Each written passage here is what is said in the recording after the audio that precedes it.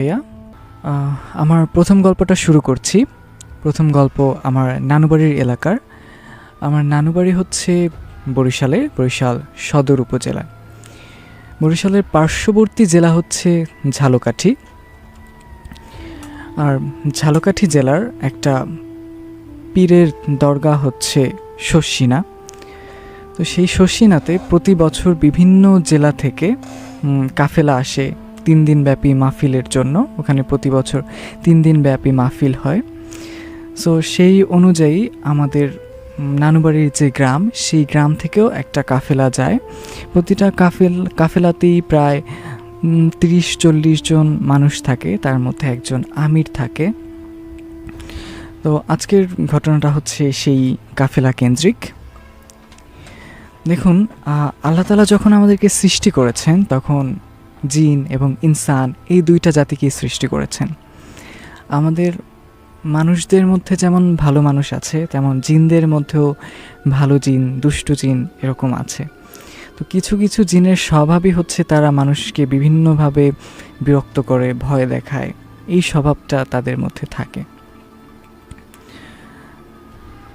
আচ্ছা, ঘটনায় ফিরে আসি। তো যখন সেই কাফেলা যাত্রা শুরু করে আমাদের গ্রাম থেকে, যাত্রাটা একদম স্বাভাবিক। তাদের সফর সঙ্গী ছিল প্রায় 30 বা 35 জন। তাদের মধ্যে একজন আমির ছিলেন। তারা রীতিমতো আমাদের গ্রাম থেকে যাত্রা শুরু করার পর আচ্ছা, মাঝখানে একটা কথা বলে নিই। যেহেতু আমাদের বরিশাল নদীমাতৃক এলাকা, সো আমাদের চলার যোগে বিভিন্ন জায়গায় যাওয়ার একটা রিচুয়াল আছে।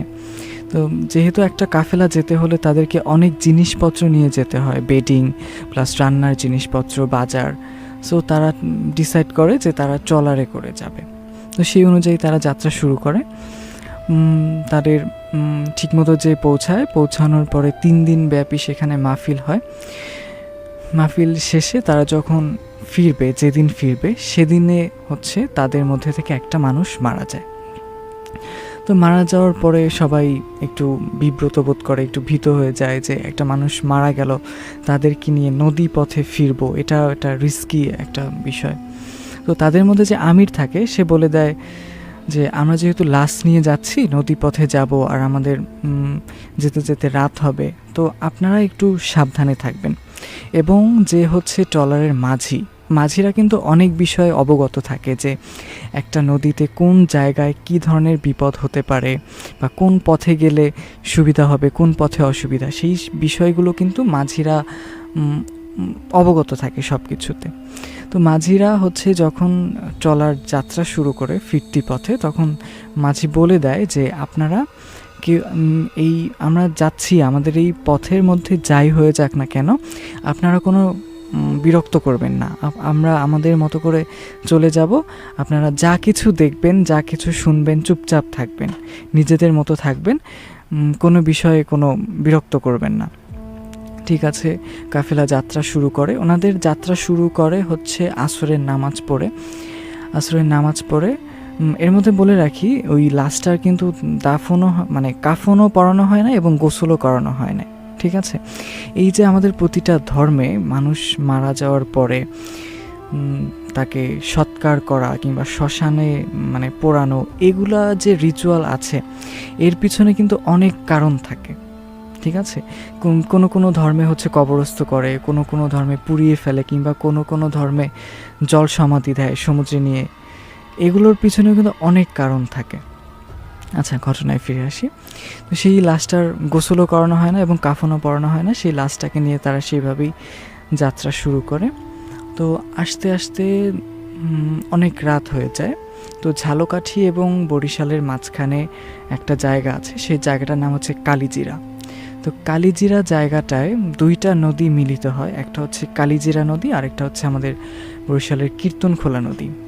যেই জায়গায় এই নদী 2টা একত্রিত হয়, সেই জায়গাটা অনেক বড়, এতটাই দিগন্ত বিস্তৃত যে মনে হয় নদী এবং আকাশ একসাথে মিশে গেছে, এমনটা মনে হয়। তো সেই জায়গায় আসার পর মাঝি সবাইকে আরও বেশি সাবধান করে দেয় যে এই জায়গাটায় আমরা পড়ে গেছি, আপনারা একটু বেশি সাবধান থাকবেন। এখন যাই দেখবেন আপনারা কিছু বলবেন না। তো সেই অনুযায়ী ট্রলার চলছে এবং সবাই নিজেদের মতো ছিল। হঠাৎ যখন মাঝরাতের দিকে সবাই দেখতে পায় যে নদীর একটা পাড়ে কোনো একটা মানুষ, বুজুর্গ ব্যক্তি, উনি সাদা জুব্বা পরা, মাথায় টুপি, পাকা দাড়ি, এই ধরনের একটা মানুষ নদীর পাড়ে দাঁড়িয়ে হচ্ছে ওনাদেরকে ডাকছে, বলছে যে আমি বিপদে পড়েছি, আমাকে নিয়ে যাও। তো প্রথমবার সবাই সেই মাঝির দেওয়া ইনস্ট্রাকশন অনুযায়ী সবাই চুপ থাকার চেষ্টা করে। তারপর যখন উনি দ্বিতীয়বার আবার ডাকে, তখন কেউ কেউ বলে ওঠে যে আচ্ছা, এই মানুষটাও হয়তো আমাদের মতো মাহফিলে গিয়েছিল, বিপদে পড়েছে, আমরা ওনাকে নিয়ে নেই। তো মাঝি বলে যে এনাকে নেওয়াটা ঠিক হবে না, আপনারা ভেবে দেখেন, হয়তো এইটা আমাদের জীবনের একটা ভুল সিদ্ধান্ত হতেও পারে। তারপরও উনি ডাকাডাকি করতে থাকে। তো অনেক ডাকাডাকির পরে এক পর্যায়ে বলে যে আপনি কেমন মানুষ, আমরা তো দেখতে পাচ্ছি না, একটা বুজুর্গ ব্যক্তি দাঁড়িয়ে আছে, উনি হয়তো বিপদে পড়েছে, আমাদের কাছে তো ট্রলার আছে, আমরা ওনাকে নিয়ে নিলে কী বা এমন ক্ষতি হবে। তো সবার জোরাজোরিতে মাঝি ট্রলারটা ভিড়ানোর পরে ওনাকে নেয়ার পর উনি প্রথমে ট্রলারে ওঠার পর ট্রলারের বিভিন্ন জায়গা ঘুরে দেখার পর উনি হঠাৎ করে বলে ওঠে, আপনাদের মধ্যে কেউ একজন মারা গেছে, তাই না? এটা বলার পরে সবাই শকড যে আমরা তো আসছি ঝালকাঠি থেকে, ওনাকে উঠাইলাম মাত্র, উনি কিভাবে জানলো যে আমাদের মধ্যে কেউ একজন মারা গেছে? এটা কিভাবে সম্ভব? তারপরে উনি ঘুরতে ঘুরতে একটা সময় যেখানে লাশ রাখা হচ্ছে একটা আলাদা জায়গায়, যেখানে মাঝির থাকার যে রুম, সেই রুমে হচ্ছে লাশটা রাখা। তো সেইখানে কয়েকজন বসে লাশটা পাহারা দিচ্ছেন এবং জিকির করতেছেন। উনি সেইখানে যাওয়ার পর প্রথমে কিছুক্ষণ থাকে ওইখানে, তারপরে লাশটাকে একটু ভালো করে দেখার পর 1-2 ঘন্টা উনি এইখানে স্পেন্ড করার পর সবার একটা বিশ্বাস অর্জন করে যে না, ঠিক আছে, আমি আছি। তারপরে বলে যে আপনারা সবাই ঘুমিয়ে পড়েন, আমি লাশটাকে পাহারা দিব। ঠিক আছে, সবাই সে অনুযায়ী ঘুমিয়ে পড়ে। আরও কিছুক্ষণ যাওয়ার পর সবাই যখন গভীর ঘুমে আচ্ছন্ন, তখন শুনতে পায় যে ওই চেম্বার বা ওই রুম থেকে ভীষণ রকমের বোন ব্রেকিং সাউন্ড এবং মাংস খাওয়ার শব্দ পাওয়া যাচ্ছে। এরপর সবাই খুঁজতে থাকে যে কি হলো, এরকম আওয়াজ কেন আসছে। তারপর কয়েকজন সাহস করে ওই রুমে যাওয়ার পর দেখে যে ওই মানুষটার চেহারা একদম বিভৎস হয়ে গেছে। ওই মানুষটা তার নখ দিয়ে খামছে সেই লাশটাকে খাচ্ছে। তার গাল, দাড়ি বেয়ে বেয়ে রক্ত পড়ছে এবং সে ওই লাশের পেট থেকে শুরু করে বিভিন্ন অংশ টেনে হিচড়ে বের করে খাচ্ছে। এই ভয়ানক দৃশ্য দেখার পরে তো সবাই চিৎকার চেঁচামেচি শুরু করে দেয়। আমির সাহেব বলে যে আপনারা চিৎকার চেঁচামেচি করবেন না, সবাই সবার মতো আয়াতুল কুরসি পড়তে শুরু করেন। দেন সবাই জিকির শুরু করে। এরপর মাঝি খুব দ্রুত যেভাবে সম্ভব তার ট্রলারটাকে পাড়ে নিয়ে আসার পরে সবাই যে যার মতো পালিয়ে যায়। ট্রলারটা ওইখানেই বাঁধা থাকে একদম নদীর চরে। তো যখন ভোরের আলো ফোটে, ফজরের আজান হয়, ফজরের জামাত শেষ করার পরে তারা ওই গ্রামের কিছু গ্রামবাসী নিয়ে এসে ওই ট্রলারটাকে উদ্ধার করে। ট্রলারে যাওয়ার পর উনি দেখে যে ওই লাশটা একদম অর্ধেক খাওয়া অবস্থায়, একদম ছিন্ন ভিন্ন অবস্থায় ওই লাশটা পড়ে আছে। আর ট্রলারের যে ওই রুমটায় বিভিন্ন জায়গায় রক্তের ছোপ, আর কেউ নাই, শুধু ওই লাশটা ট্রলারটার মধ্যে পড়ে আছে। তো ওনারা সবাই সাহস সঞ্চয় করে সেই ট্রলার নিয়ে গ্রামে ফিরে আসার পর একদম হই পড়ে যায় যে এরকম একটা ঘটনা ঘটছে। তো আমি তখন স্কুলে ছিলাম। স্কুল থেকে ফেরার পরে শুনি যে ওই বাড়ির আমার সম্পর্কে উনি নানা হয়, যে উনি নানা মারা গেছে। নানা মারা যাওয়ার পর ওনার লাশটা এইভাবে কোনো এক জিন বা কোনো কেউ খেয়ে ফেলছে। আমাদের গ্রামে এই টাইপের ঘটনা ঘটলে সেটাকে বলা হয় আদমখোর, যে আদমখোর হচ্ছে ওনার লাশ খেয়ে ফেলছে। তো খেয়ে ফেলার পরে ওনার লাশটাকে গ্রামে আনা হয়। আনার পর গোসল করাতে সবাই অনেক ভয় পাচ্ছিল। তার মধ্যে আমাদের এক হুজুর আছে, উনি ভীষণ সাহস নিয়ে ওই লাশটাকে গোসল করায় এবং কাফন পরায়। পরানোর পরে জানাজা দেয়া হয়। এরপরে ওনাকে যেখানে কবরস্থ করা হয় যে জায়গাটায়, সেই জায়গাটাতেও মানুষজন যেতে ভয় পেত। ওই জায়গাটাতেও মানুষ অনেক কিছু দেখতো, যে কেউ দেখতো যে সন্ধ্যাবেলা হেঁটে যাচ্ছে কোনো একটা ঘোড়া এখানে দাঁড়িয়ে আছে, কিংবা কেউ দেখতো যে ওইখানে কোনো একটা কুকুর দাঁড়িয়ে আছে কিন্তু সেটার আকৃতি স্বাভাবিক না, স্বাভাবিকের থেকে অনেক বড়। এই সমস্ত বিষয়ে মানুষ দেখে ভয় পেত। হয়তোবা এটাও হতে পারে যে মানুষ হ্যালুসিনেট করতো, যেরকম একটা ঘটনা ঘটছে ওই জায়গায় বা এরকম লাশটা ওই মানুষ দেখছে, দেখার ফলে এই ঘটনাটা মানে ওনারা হ্যালুসিনেট করতো। এই ছিল আমার প্রথম ঘটনা। আমি আমার দ্বিতীয় ঘটনাটি বলছি। যেহেতু আমার বেড়ে ওঠা গ্রামে, তো এই যে প্যারানর্মাল অ্যাক্টিভিটিস বা এইসব বিষয়ে আমার কিউরিসিটি অনেক বেশি। তো আমি যেখানেই বেড়াতে যাই বা যার সাথে আমার প্রথম দেখা হয়, আমি চেষ্টা করি তার মধ্যে যদি কোনো এরকম গল্প থাকে সেগুলো কালেক্ট করার। তো দ্বিতীয় ঘটনাটা হচ্ছে আমার মেঝো মামির বাবার বাড়ির। তো আমার মেঝো মামার বিয়ের পরে যখন আমরা তাদের বাড়িতে যাই, আমি আমার মামার সাথেই গিয়েছিলাম। তো তাদের বাড়িটা হচ্ছে একদম গ্রামে। আমার নানু বাড়ি হচ্ছে বরিশাল শহরের মধ্যে, তো আমার মেঝো মামির বাবার বাড়ি হচ্ছে একদম গ্রামে, আমাদের শহরের বাইরে। তো ওনাদের বাড়িতে প্রথম দিন তো বিয়ের অনুষ্ঠান, দ্বিতীয় দিন কোনো অনুষ্ঠান ছিল না, পরের দিন হচ্ছে বৌভাত, এরকম সিস্টেম। তো দ্বিতীয় দিন সেদিন ওই বাড়িতে তেমন কোনো অনুষ্ঠান নেই। তো ওনাদের অনেক বড় একটা বাড়ি, বাড়ির সামনে হচ্ছে একটা পুকুর ঘাট।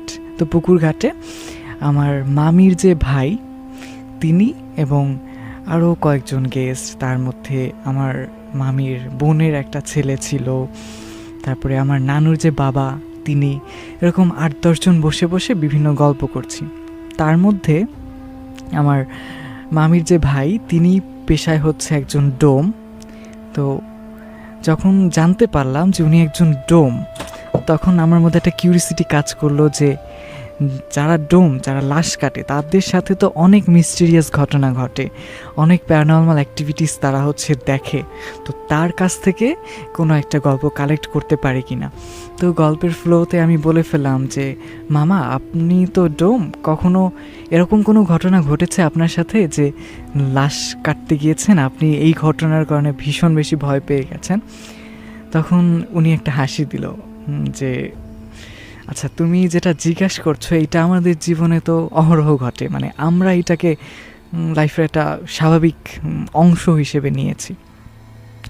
ঠিক আছে, তারপরে জিজ্ঞেস করলাম আপনার একটা ঘটনা বলেন। তো উনি যেভাবে ঘটনাটা বলছে আমি সেটা সেভাবেই শেয়ার করি। আমার মামির বিয়ে হয়েছিল 2023-এ। তো ঘটনাটা 2023-এরই। উনি মানে চাকরি করে হচ্ছে বরিশালেরই একটা স্বনামধন্য মেডিকেল কলেজ। সেই মেডিকেল কলেজের যে লাশ কাটার ঘর, সেখানেই উনি জব করে। উনি থাকে সেই মেডিকেলের কাছাকাছি একটা বাসায়। তো ওনাদের ডিউটি হচ্ছে এমন যে ওনাদের 2 শিফট, 4 জন ওনারা কাজ করে, উনি এবং ওনার 3 জন কলিগ। তার মধ্যে 2 জনার হচ্ছে নাইট শিফটে ডিউটি থাকে আর 2 জন ডে শিফটে ডিউটি করে। 1 সপ্তাহ ডে, 1 সপ্তাহ নাইট, এরকম হচ্ছে ওনাদের ডিউটির সিস্টেম। তো সময়টা ছিল বর্ষাকাল, অনেক বেশি বৃষ্টি যেই সময়টাতে হয়। তো এরকম একদিন উনি ওনার ডে শিফটের ডিউটি শেষ করেছেন। ডে শিফটের ডিউটি শেষ করার পরে উনি বাসায় ফিরেছেন। বাসায় ফেরার পরে উনি তো ওনার মতো রেস্ট নিচ্ছেন, ঘুমাচ্ছেন।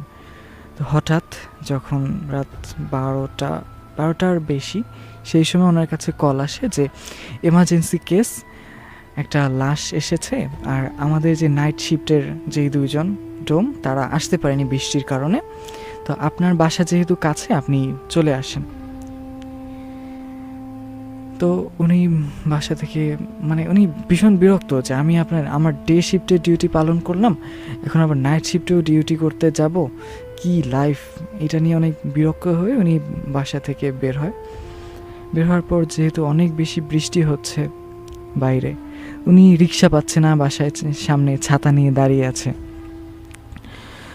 তো রিক্সা পাচ্ছে না, অনেকক্ষণ দাঁড়িয়ে আছে, দাঁড়িয়ে থাকার পরে দেখে যে একটা রিক্সা আসতেছে। উনি ওই রিক্সাটায় ওঠে যে মামা মেডিকেলের সামনে যাবেন।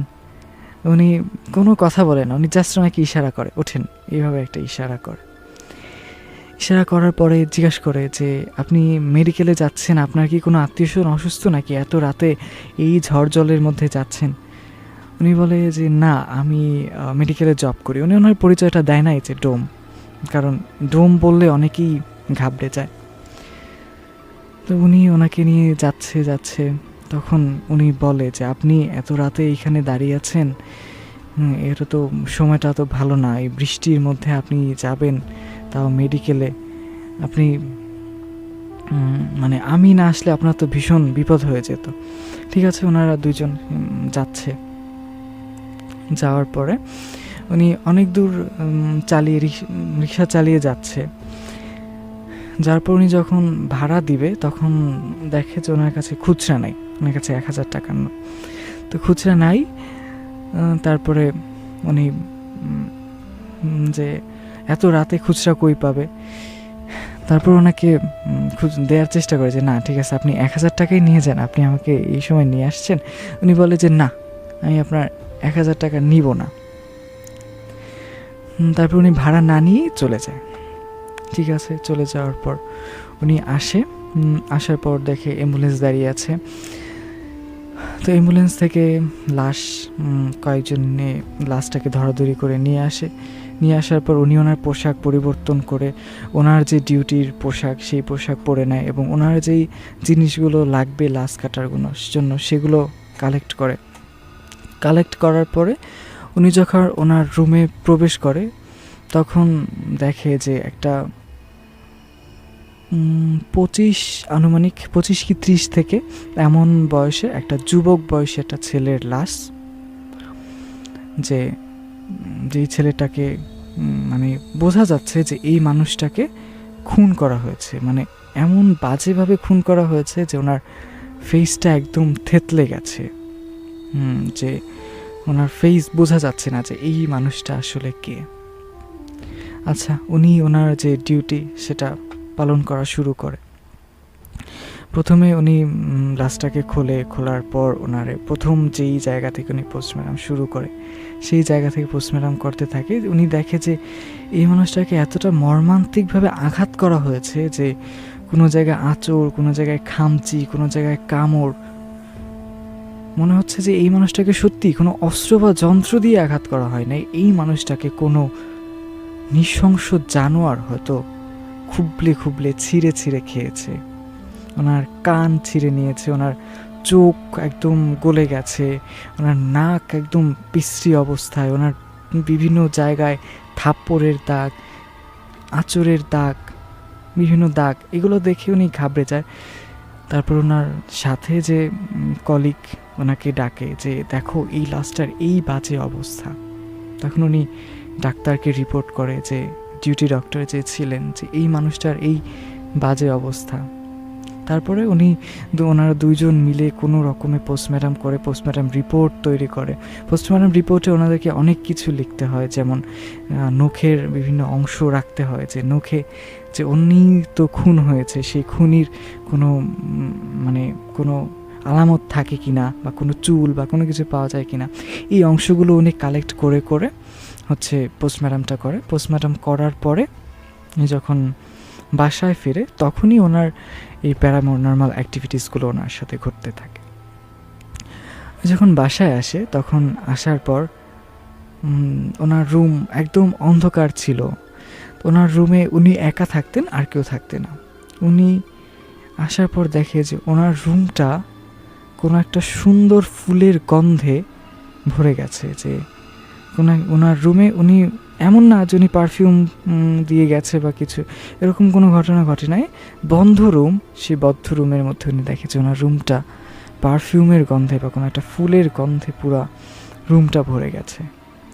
উনি সেটাকে অ্যাভয়েড করে যে না, ঠিক আছে, ফুলের গন্ধ ছিল, ইটস ফাইন। উনি ওনার মতো মাঝরাতে এসে ঘুমিয়ে পড়ে। তো ঘুমিয়ে পড়ার পরে যেহেতু বৃষ্টি, উনি গায়ে একটা কাঁথা মুড়ি দিয়ে এমন ঘুমিয়েছিল। উনি হঠাৎ করে ফিল করে যে ওনার কাঁথাটা কেউ একজন আস্তে আস্তে করে পায়ের দিক থেকে টানতে টানতে যখন ওনার হাঁটু পর্যন্ত চলে আসছে, তখন উনি ঘুম ভেঙে ওঠে যে কি হচ্ছে, আমি তো রুমে একা, আমার কাঁথাটা এভাবে কেন সরে যাচ্ছে। তারপর উনি ওনার কাঁথাটা যখন টান দিতে যাবে তখন হঠাৎ করে হ্যাচকা একটা টানে ওনার কাঁথাটা একদম মাটিতে পড়ে যায় বেড থেকে। তখন উনি ভয় পায় যে কি হলো, আমার কাঁথাটা এইভাবে সরে যাওয়া তো স্বাভাবিক না। উনি মনে মনে দোয়া টোয়া পড়ে ঘুমিয়ে পড়ে। ঘুমিয়ে পড়ার পরে যখন ঘুমায়, তখন উনি স্বপ্নে দেখতে থাকে যে কোনো একটা যুবক সে একদম টান হয়ে শুয়ে আছে, তার বুকের ঠিক 1 হাত উপরে সেই যুবকটা শূন্যে ভেসে আছে।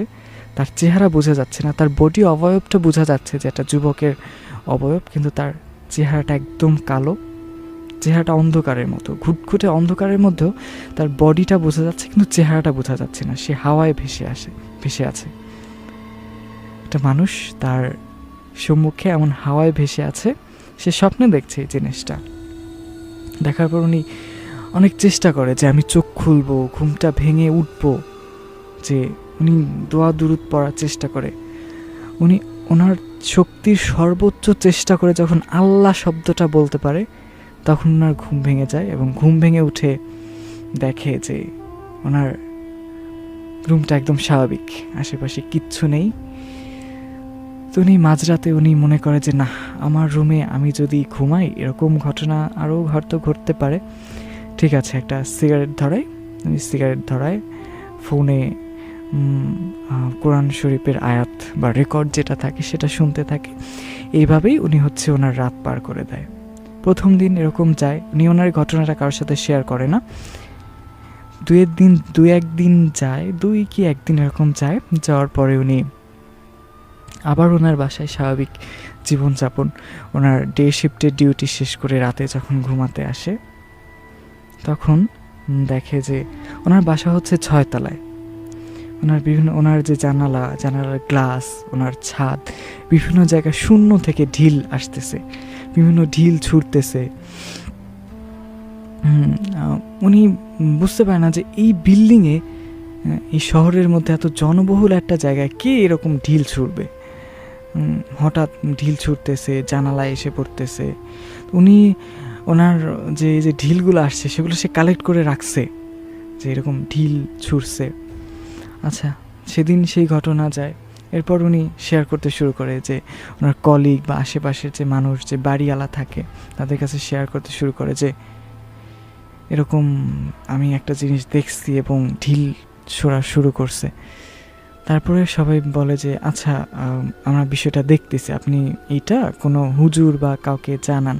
তো উনি ওনার ব্যস্ততার কারণে হুজুর বা কাউকে জানাতে পারেনি। তো তারপরের দিনের ঘটনা এরকম, উনি বাসায় আসার পর সেদিন ঝুম বৃষ্টি, হঠাৎ করে কারেন্ট চলে যায়। উনি ফিল করে যে ওনার যে দরজাটা সেটা আস্তে আস্তে করে খুলতেছে। উনি ভিতর থেকে কিন্তু দরজার ছিটকিনি আটকেই ঘুমিয়েছে। তারপর ওনার দরজাটা আস্তে আস্তে করে কেউ খুলে, পুরো দরজাটা ক্যাচ একটা শব্দে দরজাটা খুলে যায়। দরজাটা খোলার পরে একটা কালো অবয়ব ওনার রুমের মধ্যে ঢুকতে থাকে, আস্তে আস্তে করে ঢুকে। আর উনি সজাগ, জিনিসটা দেখতেছে, কিন্তু ওনার শরীরের এমন কন্ডিশন, উনি মনে হয় যেন কোনো একটা শক্তি ওনার হাত পা মুখ সব কিছু চেপে ধরে আছে। উনি জিনিসটাকে দেখতেছে, শুধু দেখতেছে, কিন্তু উনি কিচ্ছু বলতে পারছে না, উনি অনেক ভয় পাচ্ছে, ভয়ে ওনার গলা শুকিয়ে যাচ্ছে, মনে হচ্ছে যেন হার্টবিট এত বেশি বেড়ে গেছে যে ওনার হার্ট বুঝে এখন ওনার বুক থেকে বেরিয়ে আসবে। তো এমন একটা সিচুয়েশন, উনি শুধুমাত্র এই জিনিসটাকে দেখতেছে, কিচ্ছু বলতে পারতেছে না। উনি দেখে যে কালো একটা অবয়ব ওনার পর্যন্ত আসছে, ওনার রুম একদম খাট পর্যন্ত চলে আসছে। যখন উনি জিনিসটাকে আর টলারেট করতে পারতেছে না, তখন অনেক জোরে একটা চিৎকার দেয়, এবং চিৎকার দেওয়ার পর ওই জিনিসটা সরে যায়। উনি আয়াতুল কুরসি পড়ে, আয়াতুল কুরসি পড়ে একটা তালি দেয়। আমরা অনেকেই শুনেছি যে আয়াতুল কুরসি পড়ার পর আমরা যখন তালি দেই, তখন ফেরেশতারা যতদূর পর্যন্ত ওই তালির আওয়াজ যায় ততদূর পর্যন্ত ওই জিনিসটাকে ফেরেশতারা প্রোটেক্ট করার চেষ্টা করে। দেন উনি আবার ওনার রুম থেকে বেরিয়ে আসে, বেরিয়ে আসার পরে উনি ওনার ছাদে চলে যায়। ছাদে যাওয়ার পর একটা সিগারেট ধরায় এবং ফোন করে ওনার বাসায় ঘটনাটা জানায় যে এরকম এরকম ঘটতেছে। দেন উনি ওনার বাসায় চলে যায়, যাওয়ার পর 1 সপ্তাহ বাসায় থেকে আসে। থেকে আসার পর উনি ওনার একটা ছোট ভাইকে নিয়ে আসে যে এই বাসায় থাকতে আমার ভীষণ ভয় করছে, আমার একটা ছোট ভাই, উনি ওনার ছোট ভাইকে নিয়ে আসে। ওনার ছোট ভাই সমেত উনি 3-4 দিন থাকে। তো ওনার ছোট ভাই যখন ওনার সাথে ছিল, ওনার সাথে কোনো রকমের কোনো সমস্যা হয় না, ওনার একদম স্বাভাবিক। ওনার ছোট ভাই রুমে একা থাকতেছে, সে ল্যাপটপ টিপতেছে, সে ফোন টিপতেছে, সব কিছু একদম স্বাভাবিক। উনি রাত করে এরকম বাসায় ফিরে দিনের ডিউটি করে। ওনার ছোট ভাই 3-4 দিন থাকার পরে চলে যায়। ওনার কাছে মনে হয় আচ্ছা এই ঘটনা তখন ঘটেছে, এখন বুঝি আর ঘটবে না কোনো কিছু। ওনার ছোট ভাই চলে যায়। চলে যাওয়ার পর এরকম একটা বৃষ্টির রাত, ভীষণ বৃষ্টি হচ্ছে, কারেন্ট চলে গেছে। তো ওনার হঠাৎ ওনার ওনার যে চার্জার লাইটটা ছিল সেটার আলো চার্জ শেষ হয়ে গেছে। তো উনি এরকম ছাদে ওঠার পর ওনার বিল্ডিংয়ের পাশেই ছিল একটা কবরস্থান। সে কবরস্থানের বড় একটা গাছ, সেই গাছটা থেকে উনি দেখে যে কোনো একটা অবয়ব, যার মিনিমাম 4টা হাত পা, একটা বানর যেভাবে হাত পা দিয়ে গাছে ওঠে ঠিক সেইভাবে উঠতেছে, কিন্তু বিশ্রীভাবে, একদম ভয়ানকভাবে উঠতেছে এবং গড়গড় একটা আওয়াজ করতেছে ওই অ্যানিমেলটা। আর কয়েকবার উঠতেছে আবার পিছলে পড়ে যাচ্ছে, উঠতেছে আবার পিছলে পড়ে যাচ্ছে। যেহেতু ওনার বাসাটা 4 তলায়, 4 তলার ছাদে, আর ওই গাছটা প্রায় 3 তলা সমান। ওই প্রাণীটা যখন 3 তলা অলমোস্ট উঠে গেছে, সেই সময় উনি একটা চিৎকার দিয়ে ওনার সিগারেট, মানি ব্যাগ, মোবাইল সব কিছু ফেলে রেখে ছাদ থেকে হুড়মুড় করে নেমে যেদিকে দু চোখ যায় একদম চিৎকার করতেছে আর দৌড়াইতেছে। তখন রাত 12টার বেশি।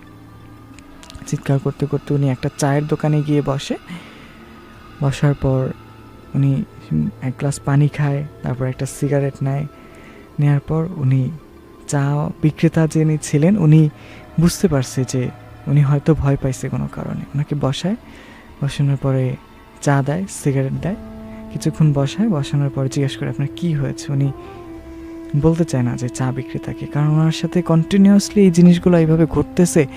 উনি এগুলো দেখতে দেখতে একদম ফেড আপ, যে কীভাবে বলবে সবাইকে, বললে অনেকে বিশ্বাস করতে চায় না, বা কারণ উনি ওনাকে আর বলে না। উনি ওইখানেই পুরা রাত পার করে দেয় চায়ের দোকানে বসে। তারপরে উনি ওনার বাসায় যায় না, কয়েকদিন ওনার কলিগ বা ফ্রেন্ডের বাসায় এরকম থাকে। তখন 4-5 দিন থাকার পরে আবার উনি যখন ওনার বাসায় যায়, সেদিন একদম শেষ ঘটনাটা ঘটে। এটাই ছিল ওনার জীবনের সব থেকে ভয়াল রাত। উনি এরকম ঘুমিয়ে থাকে, উনি ভয় তো পাচ্ছেই, ওনার ঘুম আসতেছে না। যখন মাঝরাত, তখন উনি দেখে যে আবার আগের মতো তার দরজাটা খুলে গেছে। খুলে যাওয়ার পর কোনো একটা কালো অবয়ব ওনার বিছানা পর্যন্ত আসতেছে। আসার পরে একদম ওনার মুখ পর্যন্ত চলে আসছে, জিনিসটা হাওয়ায় ভাসতেছে। তার মুখ সেই মামার মুখ বরাবর, এবং তার বুক মানে পিঠ সব মানে 1 হাত উপরে সেই অবয়বটা ভাসতেছে। অবয়বটা হচ্ছে কোনো একটা যুবকের অবয়ব, কিন্তু তার মুখটা বোঝা যায় না যে স্বাভাবিক মানুষের মুখ, ফেস, কোনো একটা কিছু, এই জিনিসটা বোঝা যায় না। সেই মানুষটা তাকে বলে যে আমি আপনার কোনো ক্ষতি করতে আসিনি, আপনার সাথে আমার না বলা কিছু কথা বলতে এসেছি। উনি ভীষণ ভয় পেয়ে ওনার মধ্যে যতটুকু শক্তি ছিল সেই শক্তি দিয়ে কিল ঘুষি লাথি মারতে থাকে। যেহেতু ওনার সাথে এই জিনিসটা একদম কন্টিনিউয়াসলি ঘটছে, সেহেতু সে আমার মামা আর কি এই জিনিসটার সাথে একটু ইউজ টু হয় এবং একটু সাহস সঞ্চয় করে তাকে একদম কিল ঘুষি মারতে মারতে একটা সময় ওই জিনিসটা একদম উড়ে গিয়ে ছিটকে গিয়ে জানালা দিয়ে বাইরে পড়ে। উনি বলে যে আমি অনুভব করছিলাম যে ওই জিনিসটা খুব বেশি ভারীও না বা খুব বেশি হালকাও না, একটা কাগজ বা কাপড় উড়ে গিয়ে বাইরে পড়লে যেরকম সেরকমভাবে বাইরে গিয়ে পড়েছে। পড়ার পরে ওই জিনিসটা বাইরে থেকেই আমার দিকে তাকিয়ে আছে। আমি কিছুক্ষণ সময় ওনার দিকে তাকিয়েছিলাম।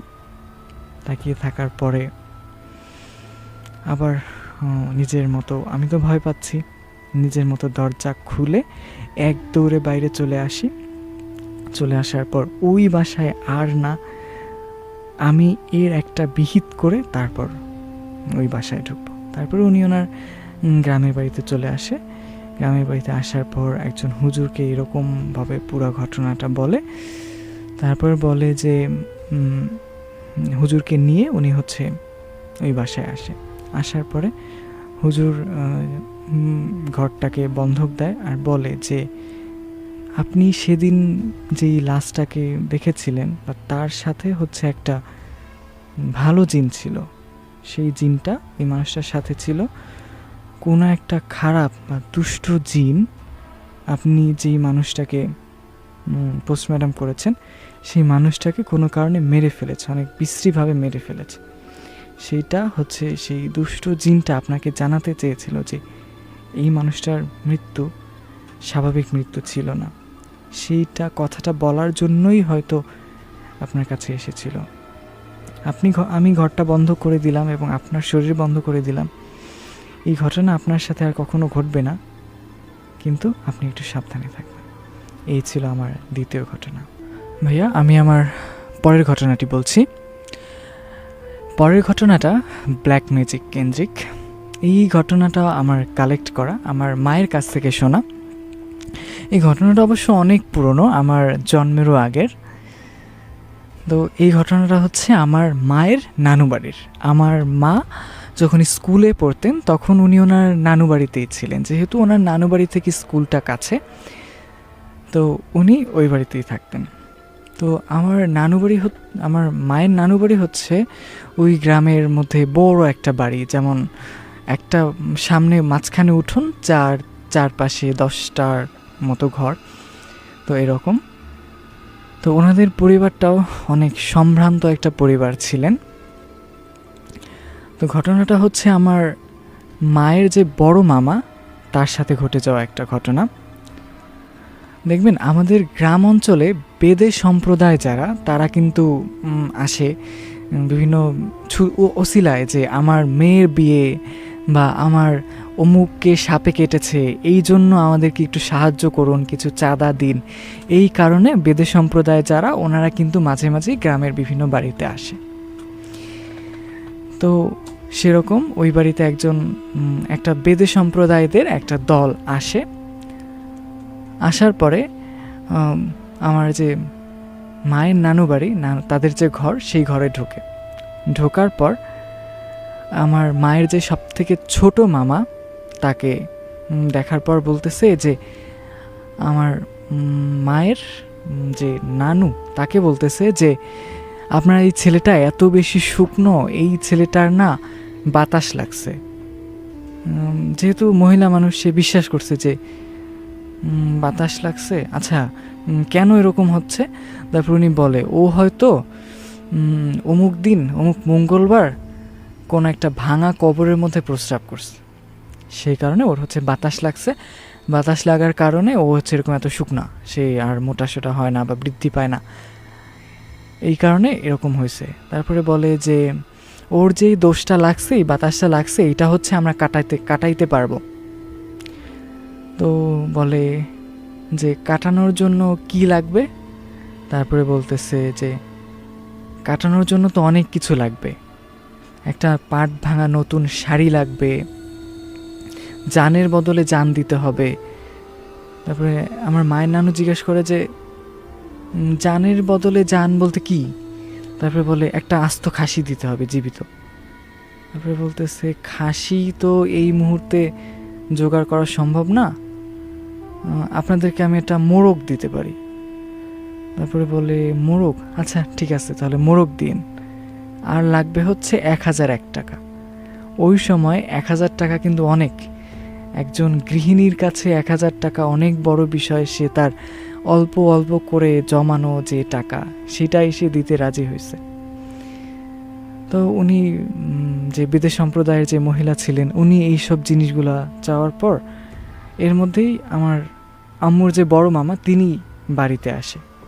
আসার পর তার মাকে বলে যে কি ঘটনা, এই এত মানুষজন ওনারা আসছে বাড়িতে, কি ব্যাপার, কি হয়েছে? তারপরে বলতেছে যে তোর ছোট ভাইয়ের নাকি এরকম বাতাস লাগছে, ও নাকি এরকম গত মঙ্গলবারে একটা ভাঙা কবরে নাকি প্রস্রাব করছে, সেই কারণে নাকি ওর বাতাস লাগছে, এই কারণে ও আর হচ্ছে এরকম, ও এত শুকনা। তারপরে উনি ক্ষেপে যায় যে কি বলে, এগুলোর কোনো ভিত্তি আছে? একটা মানুষ শুকনা, তার কারণে কোনো বাতাস লাগার কারণে কোনো মানুষ শুকনা, এটা হইতে পারে? তারপরে বলে যে ঠিক আছে, উনি যেহেতু বলছে এরকম হতে পারে, তাই না? মহিলা মানুষ উনি বিশ্বাস করে নিছে যে এরকম হতেও পারে। তারপরে বলে আচ্ছা এই জিনিসটা গেছে, ওনারা নাকি দোষ কাটাইতে পারবে, দোষ কাটাতে কি কি লাগবে? তারপর রঞ্জি দেখে যে এরকম মোরগ, পাট ভাঙা শাড়ি, 1000 টাকা এগুলো দিচ্ছে। তারপরে উনি ক্ষেপে যায় যে কি বলেন, এত কিছু লাগবে, এটা তো অনেক বেশি হয়ে যাচ্ছে। তারপরে উনি একটা পর্যায়ে যে বিদেশ সম্প্রদায়ের যে কয়েকজন মহিলারা ছিলেন তাদের সাথে উনি একটা খারাপ আচরণ করে যে আপনারা কি মগের মূল্য পেয়েছেন, বললেই এসব দিতে হবে, যে আপনাদেরকে আমরা এটা দিব না, ওর যদি সত্যি কোনো সমস্যা থাকে আমরা হুজুর দেখাবো। তো উনি একটা সময় অনেক বেশি খারাপ আচরণ করে বেদে সম্প্রদায়ের ওই মহিলাদেরকে বাসা থেকে নামিয়ে দেয়।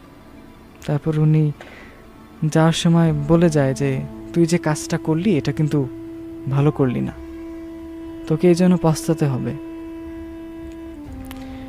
শোন, একটা ভবিষ্যৎবাণী করে যাই তোদের ব্যাপারে, এই বাড়িতে একদিন সবগুলো পোড়ামাটির ঘর হবে, পোড়ামাটির ঘর হওয়ার আগে এই বাড়িতে একটা মসজিদ হবে, আর সেই মসজিদ হওয়ার আগে তোর বংশ নির্বংশ হবে, এটা বলে যায়। তো এই বিষয়টা আমার আম্মুর যে বড় মামা সে বলে হ্যাঁ ঠিক আছে, আপনারা বলছেন ঠিক আছে, আপনাদের ভবিষ্যৎবাণী কতটা সত্য হয় আমরাও দেখে নিব। ঠিক আছে, স্বাভাবিক জীবন স্বাভাবিকভাবেই চলছে। তো এই ঘটনার প্রায় 1 সপ্তাহ পর থেকে দেখা যায় যে আমার মায়ের যে বড় মামা উনি রাস্তাঘাটে চলার পথে বিভিন্ন সমস্যার সম্মুখীন হয়।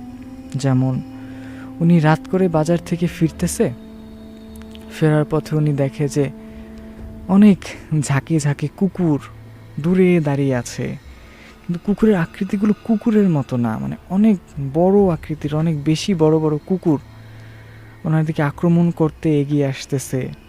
উনি ভয় পাচ্ছে, ভয় পাওয়ার পর উনি কোনো একটা বাড়িতে ঢুকে আশ্রয় নিচ্ছে বা এরকম কিছু।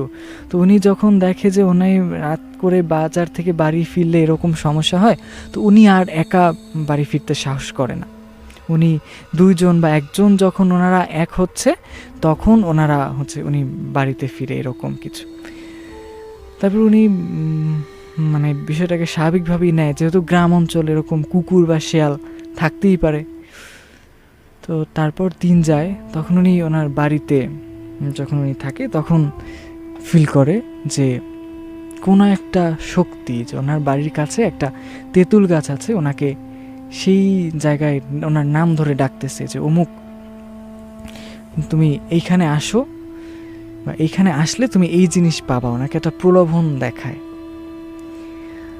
তো উনি বিষয়টাকে মানে একজন হুজুরকে জানায় যে আমি না এরকম স্বপ্নে দেখছি বা আমাকে ডাকতেছে ওই তেঁতুল গাছের নিচে, আমি যদি যাই তাহলে আমাকে এই জিনিস দিবে। তো তো হুজুর ওনাকে বলে দেয় যে আপনি ওনাকে একটা আমল দিয়ে যায় যে আপনি এই আমলটা করবেন, রাতে ঘুমানোর আগে এই জিনিসটা করে ঘুমাবেন, তাহলে আপনার এই সমস্যাগুলো আর হবে না। উনি সেরকম আমল করতে থাকে। তারপরে ওনার এরকম এই যে সমস্যাগুলো, উনি ওনার বাড়িতেও রুমের মধ্যেও এরকম সমস্যা হওয়া শুরু করে। উনি একদিন এরকম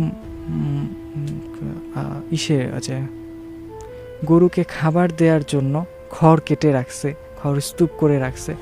হঠাৎ করে দেখে যে ওনার খড়গুলো মধ্যে আগুন জ্বলে গেছে, সব খড়গুলো পুড়ে গেছে। আবার ওনার অনেক রাজাহাঁস ছিল, দেখে যে একটা একটা করে ওনার রাজহাঁসগুলো সব কেউ একজন মানে কোনো একটা প্রাণী বা কিছু ওনার রাজহাঁসগুলোর মানে গলা একদম কামড়ায় ছিঁড়ে ফেলছে বা এরকম কিছু। প্রথমে ওনার রাজহাঁসগুলো সব শেষ হওয়া শুরু করে। তারপর ওনার অনেক কবুতর ছিল, ওনার কবুতরগুলো আস্তে আস্তে মেরে ফেলা শুরু করে, এরকম ঘটনা ঘটে। তারপরে ওনার মুরগিগুলো মেরে ফেলে। এরপরে আসে ওনার যে গোয়ালে গরু থাকে সেগুলোকে মেরে ফেলে, এরকম ঘটনা ঘটা শুরু করে। তারপরে উনি আবার হুজুরের কাছে যায় যে এরকম দেখেন, এরকম তো আমার প্রথমে রাজহাঁস থেকে শুরু করে আমার গরু পর্যন্ত গেল, এরকম কোনো একটা কারণে এগুলো মারা যাচ্ছে। তারপরে হুজুর ওনাকে আবার কিছু পানি পড়া দেয়, তাবিজ দেয়, কিছু আমল দেয় যে এই আমলগুলো আপনি সবসময় করবেন, এই তাবিজগুলো আপনার কাছে রাখবেন। ওনাকে দেওয়ার পরে উনি সেই অনুযায়ী আমল করতে থাকে।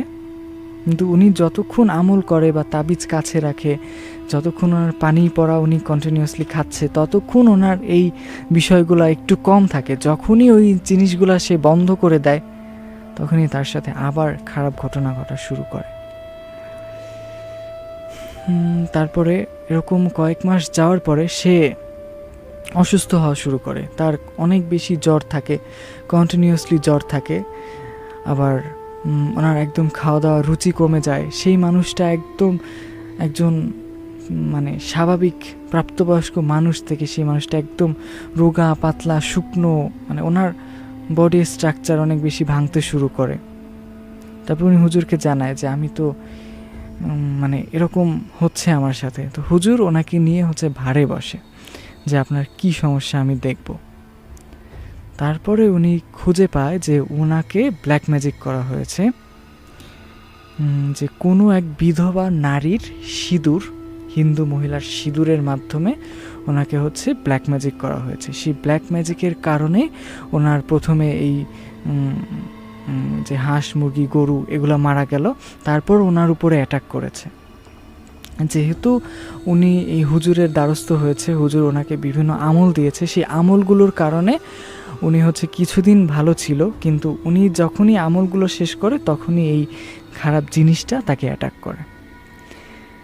তারপরে উনি ওনার হুজুরকে বলে যে এখন কি করার আছে। তারপরে বলে জিনিসটা অনেক দিন যেহেতু হয়ে গেছে, তখন আমি চেষ্টা করব আপনাকে প্রোটেক্ট করার জন্য।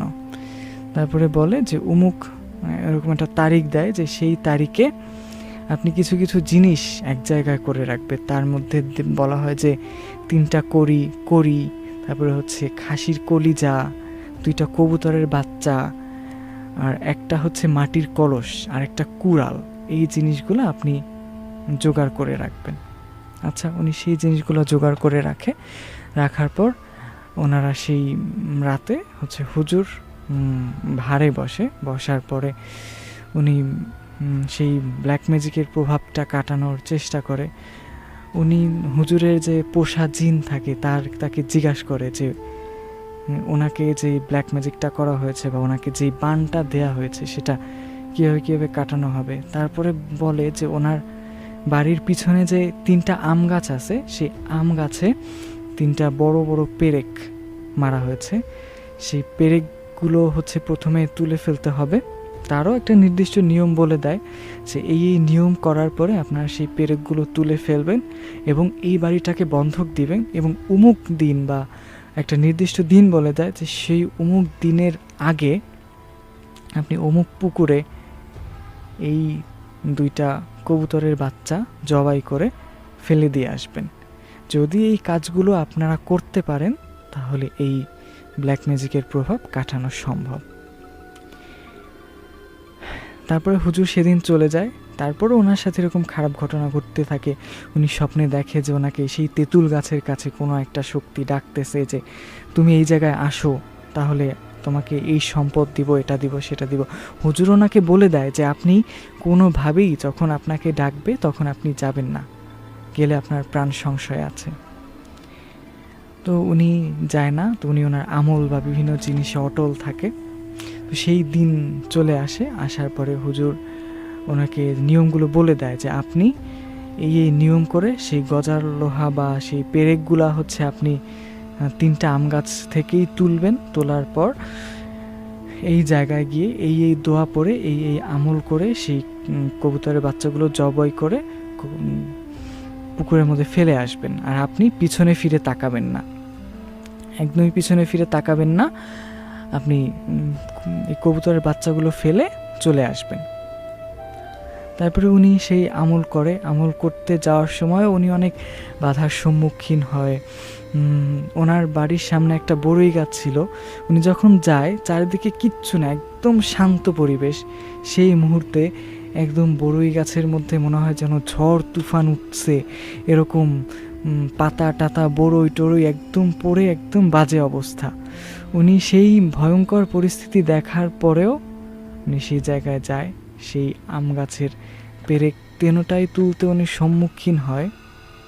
তারপর উনি যখন সেই কবুতরের বাচ্চা 2টা নিয়ে পুকুরের দিকে যাচ্ছে, তখন সে দেখতে পায় যে কোনো একটা শক্তি তাকে কোনোভাবে বাধা দেওয়ার চেষ্টা করছে। চারদিক থেকে অনেক আওয়াজ যে যাইস না, এখানে গেলে তোর বিপদ হবে, এরকম কথা উনি শুনতে পায়। উনি তারপরও অনেক সাহস সঞ্চয় করে দোনোটা কবুতরের বাচ্চা ওই জায়গায় বসে জবাই করে পুকুরের মধ্যে ফেলে দিয়ে আসে। ফেলে দিয়ে আসার পর উনি যখন ফিরবে তখনই ঘটে সব থেকে ভয়ঙ্কর ঘটনা। উনি দেখতে পায় কোনো একটা অবয়ব যার উচ্চতা 10 হাতেরও বেশি তার সামনে দাঁড়িয়ে আছে এবং তাকে বলছে যে এইবারের মতো বেঁচে গেলি, পরের বার তোকে যদি বাগে পাই তখন আর জীবিত রাখবো না, সেই দিনই তোর শেষ দিন। উনি তারপরও সাহস সঞ্চয় করে উনি বাড়ি ফিরে আসে এবং ফিরে আসার পর ওনাকে হচ্ছে গোসল দেওয়ানো হয়। গোসল দেওয়ার পরে উনি বাড়িতে আসে এবং আসার পরে প্রথম কিছুদিন উনি স্বাভাবিক ছিল। তারপর থেকে ওনার অনেক জ্বর। তো উনি বিভিন্ন অসুখ বিসুখের কারণে উনি আর ওনার মানে এই জিনিসটার সাথে সার্ভাইভ করতে না পেরে উনি প্রায় 1 মাসের মধ্যেই মারা যায়। এই ছিল আমার ঘটনা। আমি আমার শেষ ঘটনায় যাচ্ছি। এই সমস্ত ঘটনাগুলোই ছিল গ্রামের, কিন্তু এইবারে যে ঘটনাটা বলবো সেটা হচ্ছে একদম শহরের। আমরা অনেক সময় ভাবি যে বিভিন্ন প্যারানর্মাল অ্যাক্টিভিটিস বা বিভিন্ন জিনিস এগুলো হয়তো যেই জায়গাটা একদম জনশূন্য বা যেই জায়গাটা অনেক বেশি গ্রাম সেই জায়গায় ঘটবে, কিন্তু অনেক সময় কিন্তু আমাদের এই যে শহর, এই যে কোলাহল, এর মাঝেও কিন্তু অনেক সময় এই ঘটনাগুলো ঘটে থাকে। ঘটনাটা আমাদের বরিশাল শহরের। আমাদের যে বাসাটা, সেই বাসার সামনে একটা জায়গা ছিল, জায়গাটা একদম ফাঁকা। সেখানে আমরা যখন ছোট ছিলাম তখন ক্রিকেট খেলতাম।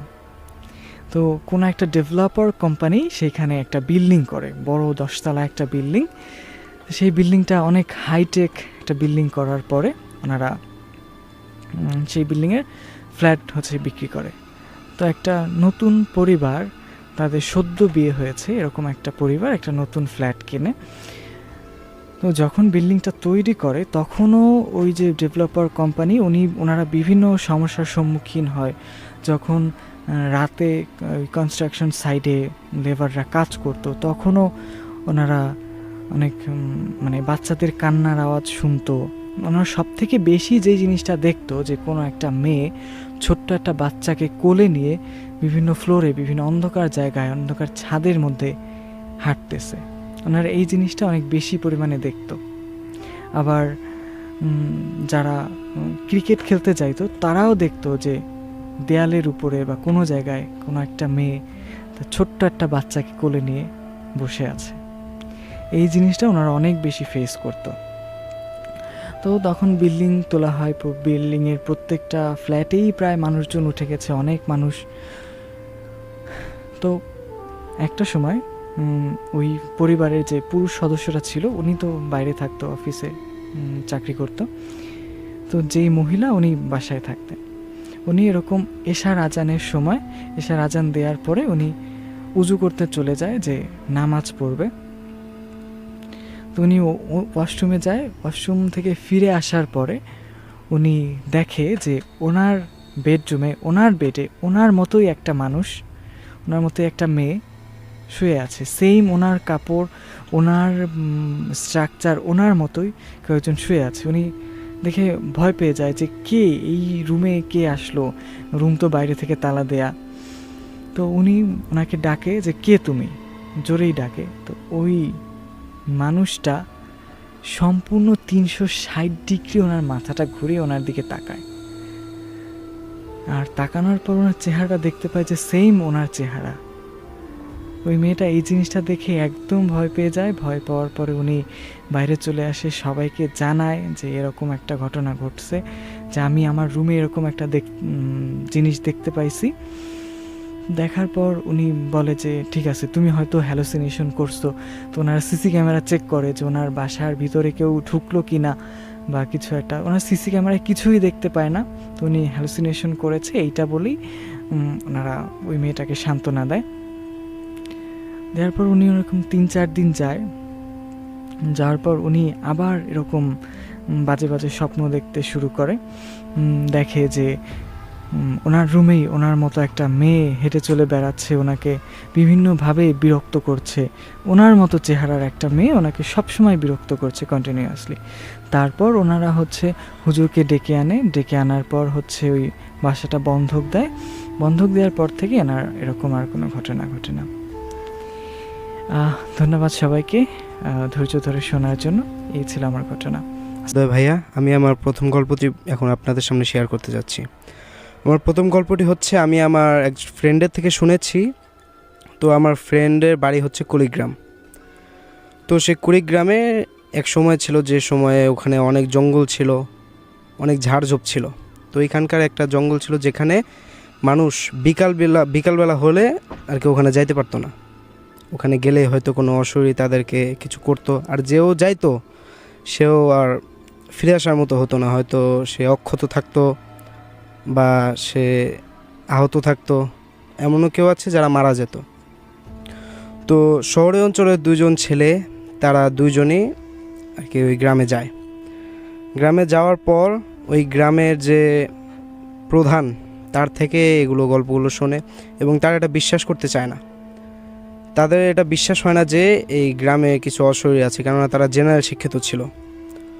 তো ওই দুজন ছেলে, তারা দুজন ওই জঙ্গলে যাওয়ার জন্য একদিন একটু সিদ্ধান্ত নেয়। বলে যে আমরা ওই জঙ্গলে যাব, গিয়ে দেখব যে ওই জঙ্গলে আসলে কি হয়। তারপরে ওনারা দুজন ওই জঙ্গলে যাওয়ার জন্য একদিন ডেট নেয়। ডেট নিয়ে ওই ডেটে ওনারা দুজন বের হয়ে যায় সন্ধ্যাবেলা আর বিকালবেলার দিকে। তো বিকালবেলার দিকে উনি যাওয়ার সময় দেখে যে আকাশটা এরকম কালো হয়ে যাচ্ছে। তো এরকম স্বাভাবিকভাবে হয় যে কোনো জায়গায় যেতে যদি আপনি নিয়ত করেন, তখন দেখবেন যে কেমন একটু ঘটকা লাগবে আপনার কোনো ভয়ঙ্কর জায়গায় যেতে চাইলে।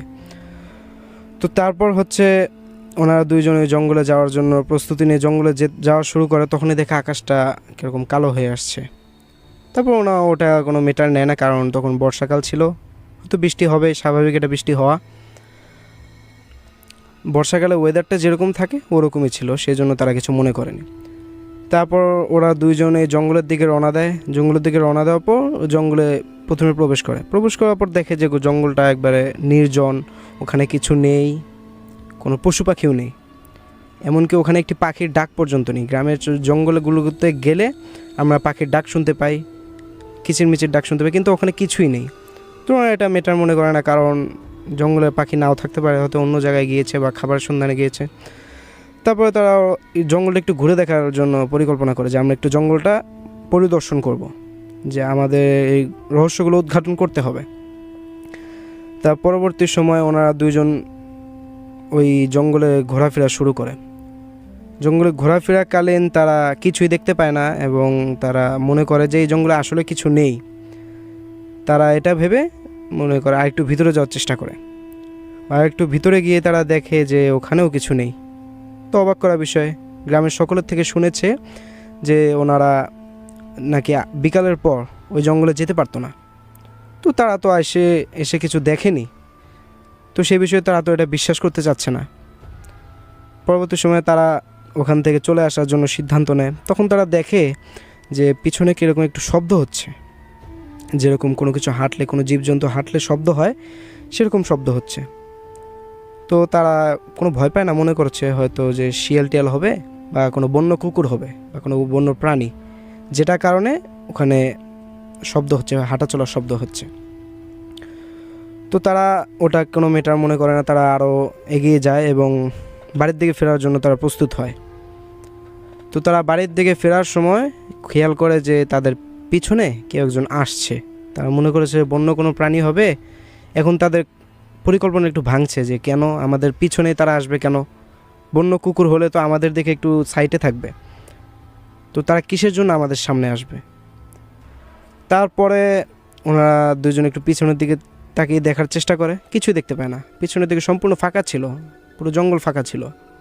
যেখানে পাখির ডাক নেই সেখানে আর অন্য কোনো প্রাণী আসবে কিভাবে। তো সে দুইজন ছেলে তারা বাড়িতে যাওয়ার জন্য রেডি হয়ে আবার হাঁটা শুরু করে। তারপর আপনার ওই যে জঙ্গলের ভিতর যে জিনিসটা শব্দ করতেছিল সেই জিনিসের শব্দটা আরও বেড়ে যায়। তখন তারা একটু ভয় পায়। তার বন্ধু বলে যে বন্ধু দেখো পিছন থেকে কেমন যেন শব্দ আসছে, এই শব্দটা কি কোনো অশরীরী নাকি? তখন তার বন্ধু বলে না হতে পারে, সেটা হয়তো কোনো প্রাণী হবে যে আমাদের পিছু নিচ্ছে, হয়তো খাবারের সন্ধানে। সে আমাদেরকে হয়তো খাবার মনে করেছে, এটা মনে করে তো একটু জোরে হাঁটা দেয়। তখনই পিছন থেকে কেমন বিকট শব্দ আসে, যেটার মাধ্যমে জানা যায় যে পিছনে যে সামনে যে দুজন ছিল তাদেরকে কেউ যেন ইঙ্গিত করছে, বলছে তোমরা যেও না, তোমরা এখানে এসেছো, তোমরা এখানেই থাকো। পরবর্তীতে তারা এরকম ইঙ্গিত শুনে একটু ভয় পেয়ে যায় যে এখানে কেউ নেই, এখানে একটি জানোয়ার পর্যন্ত নেই, সেখানে এই মানুষ কীভাবে আসবে। একটু ঘাবড়ে যায় এবং তারা একটু দৌড়াতে শুরু করে।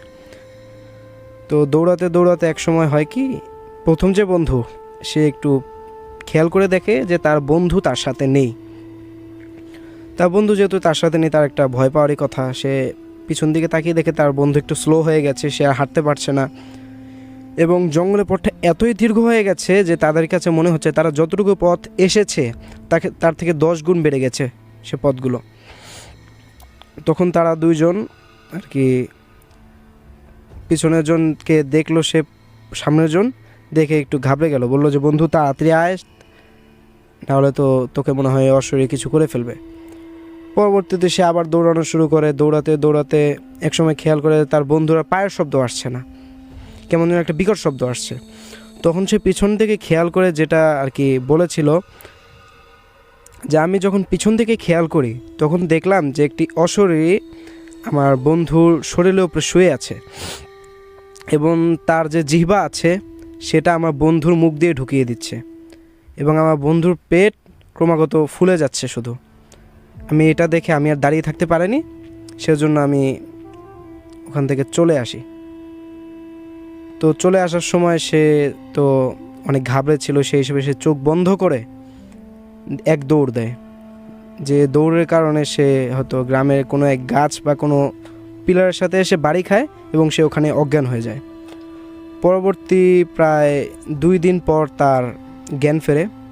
সে 2 দিন পর জ্ঞান ফেরার পর সে শুনতে পারে যে তার বন্ধুর লাশ পাশের গ্রামের এক পুরাতন দিঘি সেখানে ক্ষতবিক্ষত অবস্থায় পাওয়া গেছে। তারপর সে বন্ধু এই কষ্ট সহ্য না করতে পারে এবং তার 5-6 দিন পর এই কাহিনীগুলো লিখে সে সুইসাইড করে। তার পরবর্তী সময় ওইখানের যে ইয়েগুলো ছিল, মানে বড় বড় আলেমরা ছিল বা গ্রামের মানুষজন ছিল, মসজিদে ইমাম ছিল, তারা এটা নিয়ে একটু গবেষণা করে যে ওই ছেলেটা ওই দুজন ছেলে তো ওই ইয়াতে গিয়েছিল, ওই জঙ্গলে গিয়েছিল, তো জঙ্গলে যাওয়ার পর কী এমন হলো তারা এরকম করলো। পরবর্তী সময়ে ওই ছেলের চিঠিটা পড়ে তারা একটু ঘাবড়ে গেল, জঙ্গলে হয়তো কোনো কিছু আছে, সেটা নিয়ে আমাদেরকে তদন্ত করতে হবে। পরবর্তীতে বড় একজন মানে যারা তান্ত্রিক তন্ত্রমন্ত্র করে তাদেরকে ডাকা হলো, একজনকে ডাকা হয়েছিল। তো তারা এসে দেখে, জঙ্গলটি পরিদর্শন করে তারা অনেকজন মিলে। পরিদর্শন করার পর তারা দেখতে পায় যে জঙ্গলে একটি মানে অভিশপ্ত একটা জিন ছিল, যে জিনটার সম্পূর্ণ ফ্যামিলিকে কোনো এক সময় কোনো এক মানুষ আর কি বন্দি করেছিল এবং বন্দি করে মেরে ফেলেছিল। তো সেই জিনটা সেই বদলা নেওয়ার জন্য আর কি মানুষদেরকে মেরে ফেলতো। ওই জঙ্গলে যখনই মানুষ যেত তখনই তাদেরকে মেরে ফেলতো। তারপরে তারা ওই বিষয়ে অনেক জিনটার কাছে ক্ষমা চায়, তারপরও জিনটি মানে না। তারপর তারা জঙ্গলটিকে একবারে বন করে দেয়, বন করে ওই জঙ্গলটির আশেপাশ দিয়ে বন বিভাগের মাধ্যমে ওই জঙ্গলটি আর কি আপনার ঘিরে দেয়, যেন ওই জঙ্গলের ভিতর কেউ যাতায়াত না করতে পারে, এবং ওই জায়গায় ডেঞ্জার সাইনবোর্ড লাগানো হয়। তার পরবর্তী সময় ওই জঙ্গলে আর কোনো ঘটনা হয়নি। তো এটাই ছিল আমার প্রথম গল্প। তো আমি এখন আমার দ্বিতীয় গল্পটি বলতে চাচ্ছি। আমার দ্বিতীয় গল্পটি হচ্ছে আমার এক বন্ধু তার গ্রামের বাড়িতে হওয়া ঘটনা। তো আমার যে বন্ধুর যে গ্রামের বাড়ি ছিল, সেই গ্রামের বাড়িতে একজন মহিলা ছিল যে আর কি ব্ল্যাক ম্যাজিক করতো। তো তখন সে ব্ল্যাক ম্যাজিক করা অনেক বড় একজন খ্যাতি ছিল তার, যে সে অনেক ভালো ব্ল্যাক ম্যাজিক করে এবং সে মানুষকে অনেক সুন্দর করে বশীকরণ করতে পারে।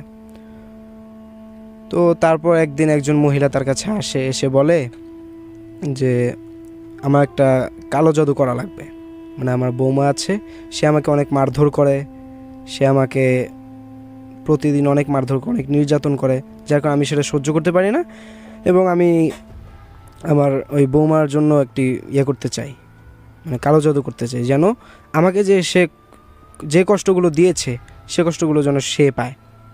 সে আমার শরীর পুড়িয়ে দেয়, তারপর সে আমার গায়ে ক্ষত করে দেয়, এগুলো যেন তার সাথেও ঘটে। তখন সে তদবিরকের মানে সেই কবিরাজের নাম ছিল হলো মনিকা, যে কালো জাদু করতো। তো সে বলল যে ঠিক আছে, আমি এই কালো জাদুটা করে দেব, তুমি কোনো চিন্তা করো না। তখন মহিলা বলে যে কালো জাদু করতে কী কী লাগবে। তখন ওই মহিলা মানে মনিকা সব কিছু সরঞ্জামের কথা বলে দেয়, যে অমুক অমুক সরঞ্জাম লাগবে, তুমি সেই সরঞ্জামগুলো নিয়ে আসো। তো সেই মহিলা পরবর্তী আমাবস্যায় সেই সরঞ্জামগুলো নিয়ে আসে, এবং সরঞ্জামগুলো নিয়ে আসার পর ওই মহিলার যে বৌমা, তার নাম জিজ্ঞাসা করে মনিকা, যে আপনার বৌমার নাম বলেন এবং তার বাবা মার নাম বলেন। তো তারপর আর কি সেই মনিকার যে ঠিকানা, মনিকার যে নাম, মনিকার যে বাবার নাম, সেগুলো বলে। তখন মনিকা ঘাবড়ে যায়, বলে যে কেন আমার সাথে, কেন আমার নামের সাথে কেন মিল হবে। তখন ওই বলে যে এটা তো কাকতালীয় বিষয় না, এটা হতেই পারে স্বাভাবিক, তোমার নাম এবং আমার ছেলের বউয়ের নাম একই হতে পারে, এটা স্বাভাবিক বিষয়। তখন মনিকা অত কিছু একটা মনে করে না, এবং সে বলে যে আপনি আপনার ছেলের যে বউ তার চুল নিয়ে আসবেন আগামী আমাবস্যায়। পরবর্তী সময়ে আগামী আমাবস্যায় সে চুল নিয়ে আসে। চুল নিয়ে আসার পর আর কি মনিকা তদবির করে দেয়, কালো জাদু করে দেয়, বলে যে 2 দিন পর এটা রিয়াকশন হবে, 2 দিন পর আর কি এটা রিয়াকশন আপনি বুঝতে পারবেন, আপনার বৌমার উপর যে রিয়াকশনটা হবে। পরবর্তী 2 দিন পর মনিকা মানে ঘুম থেকে উঠছে, সে উঠে দেখে যে তার শরীর মনে হচ্ছে যে কেউ বেঁধে রেখেছে, এবং তার যে হাত পা এগুলো প্রচণ্ড ব্যথা হয়ে আছে। তো সে একটু ঘাবড়ে যায়, বলে যে আমার হাত পা কেন এরকম হবে। তারপর তার কাছে যে জিনগুলো ছিল সে জিনগুলোকে ডাকার চেষ্টা করে, তখন সে জিনগুলোকেও সে দেখা পায় না, কারণ তাদেরকে সে বন্দি করে রেখেছিল, তারপর সে দেখা পায় না। পরে মনিকা একটু খেয়াল করলো যে তার শরীরে কেমন যেন একটু অনুভব হচ্ছে, যে তার শরীর জ্বালাপোড়া করছে, তার শরীরে সূচ বেঁধার মতো একটা ব্যথা সে পাচ্ছে, মনে হচ্ছে তার শরীরে কেউ সূচ বেঁধে দিচ্ছে।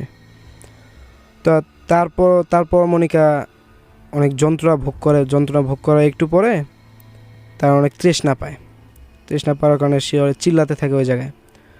তো ওই মহিলা আসে, যে মহিলা মনিকাকে আর কি কালো জাদু করতে দিয়েছিল।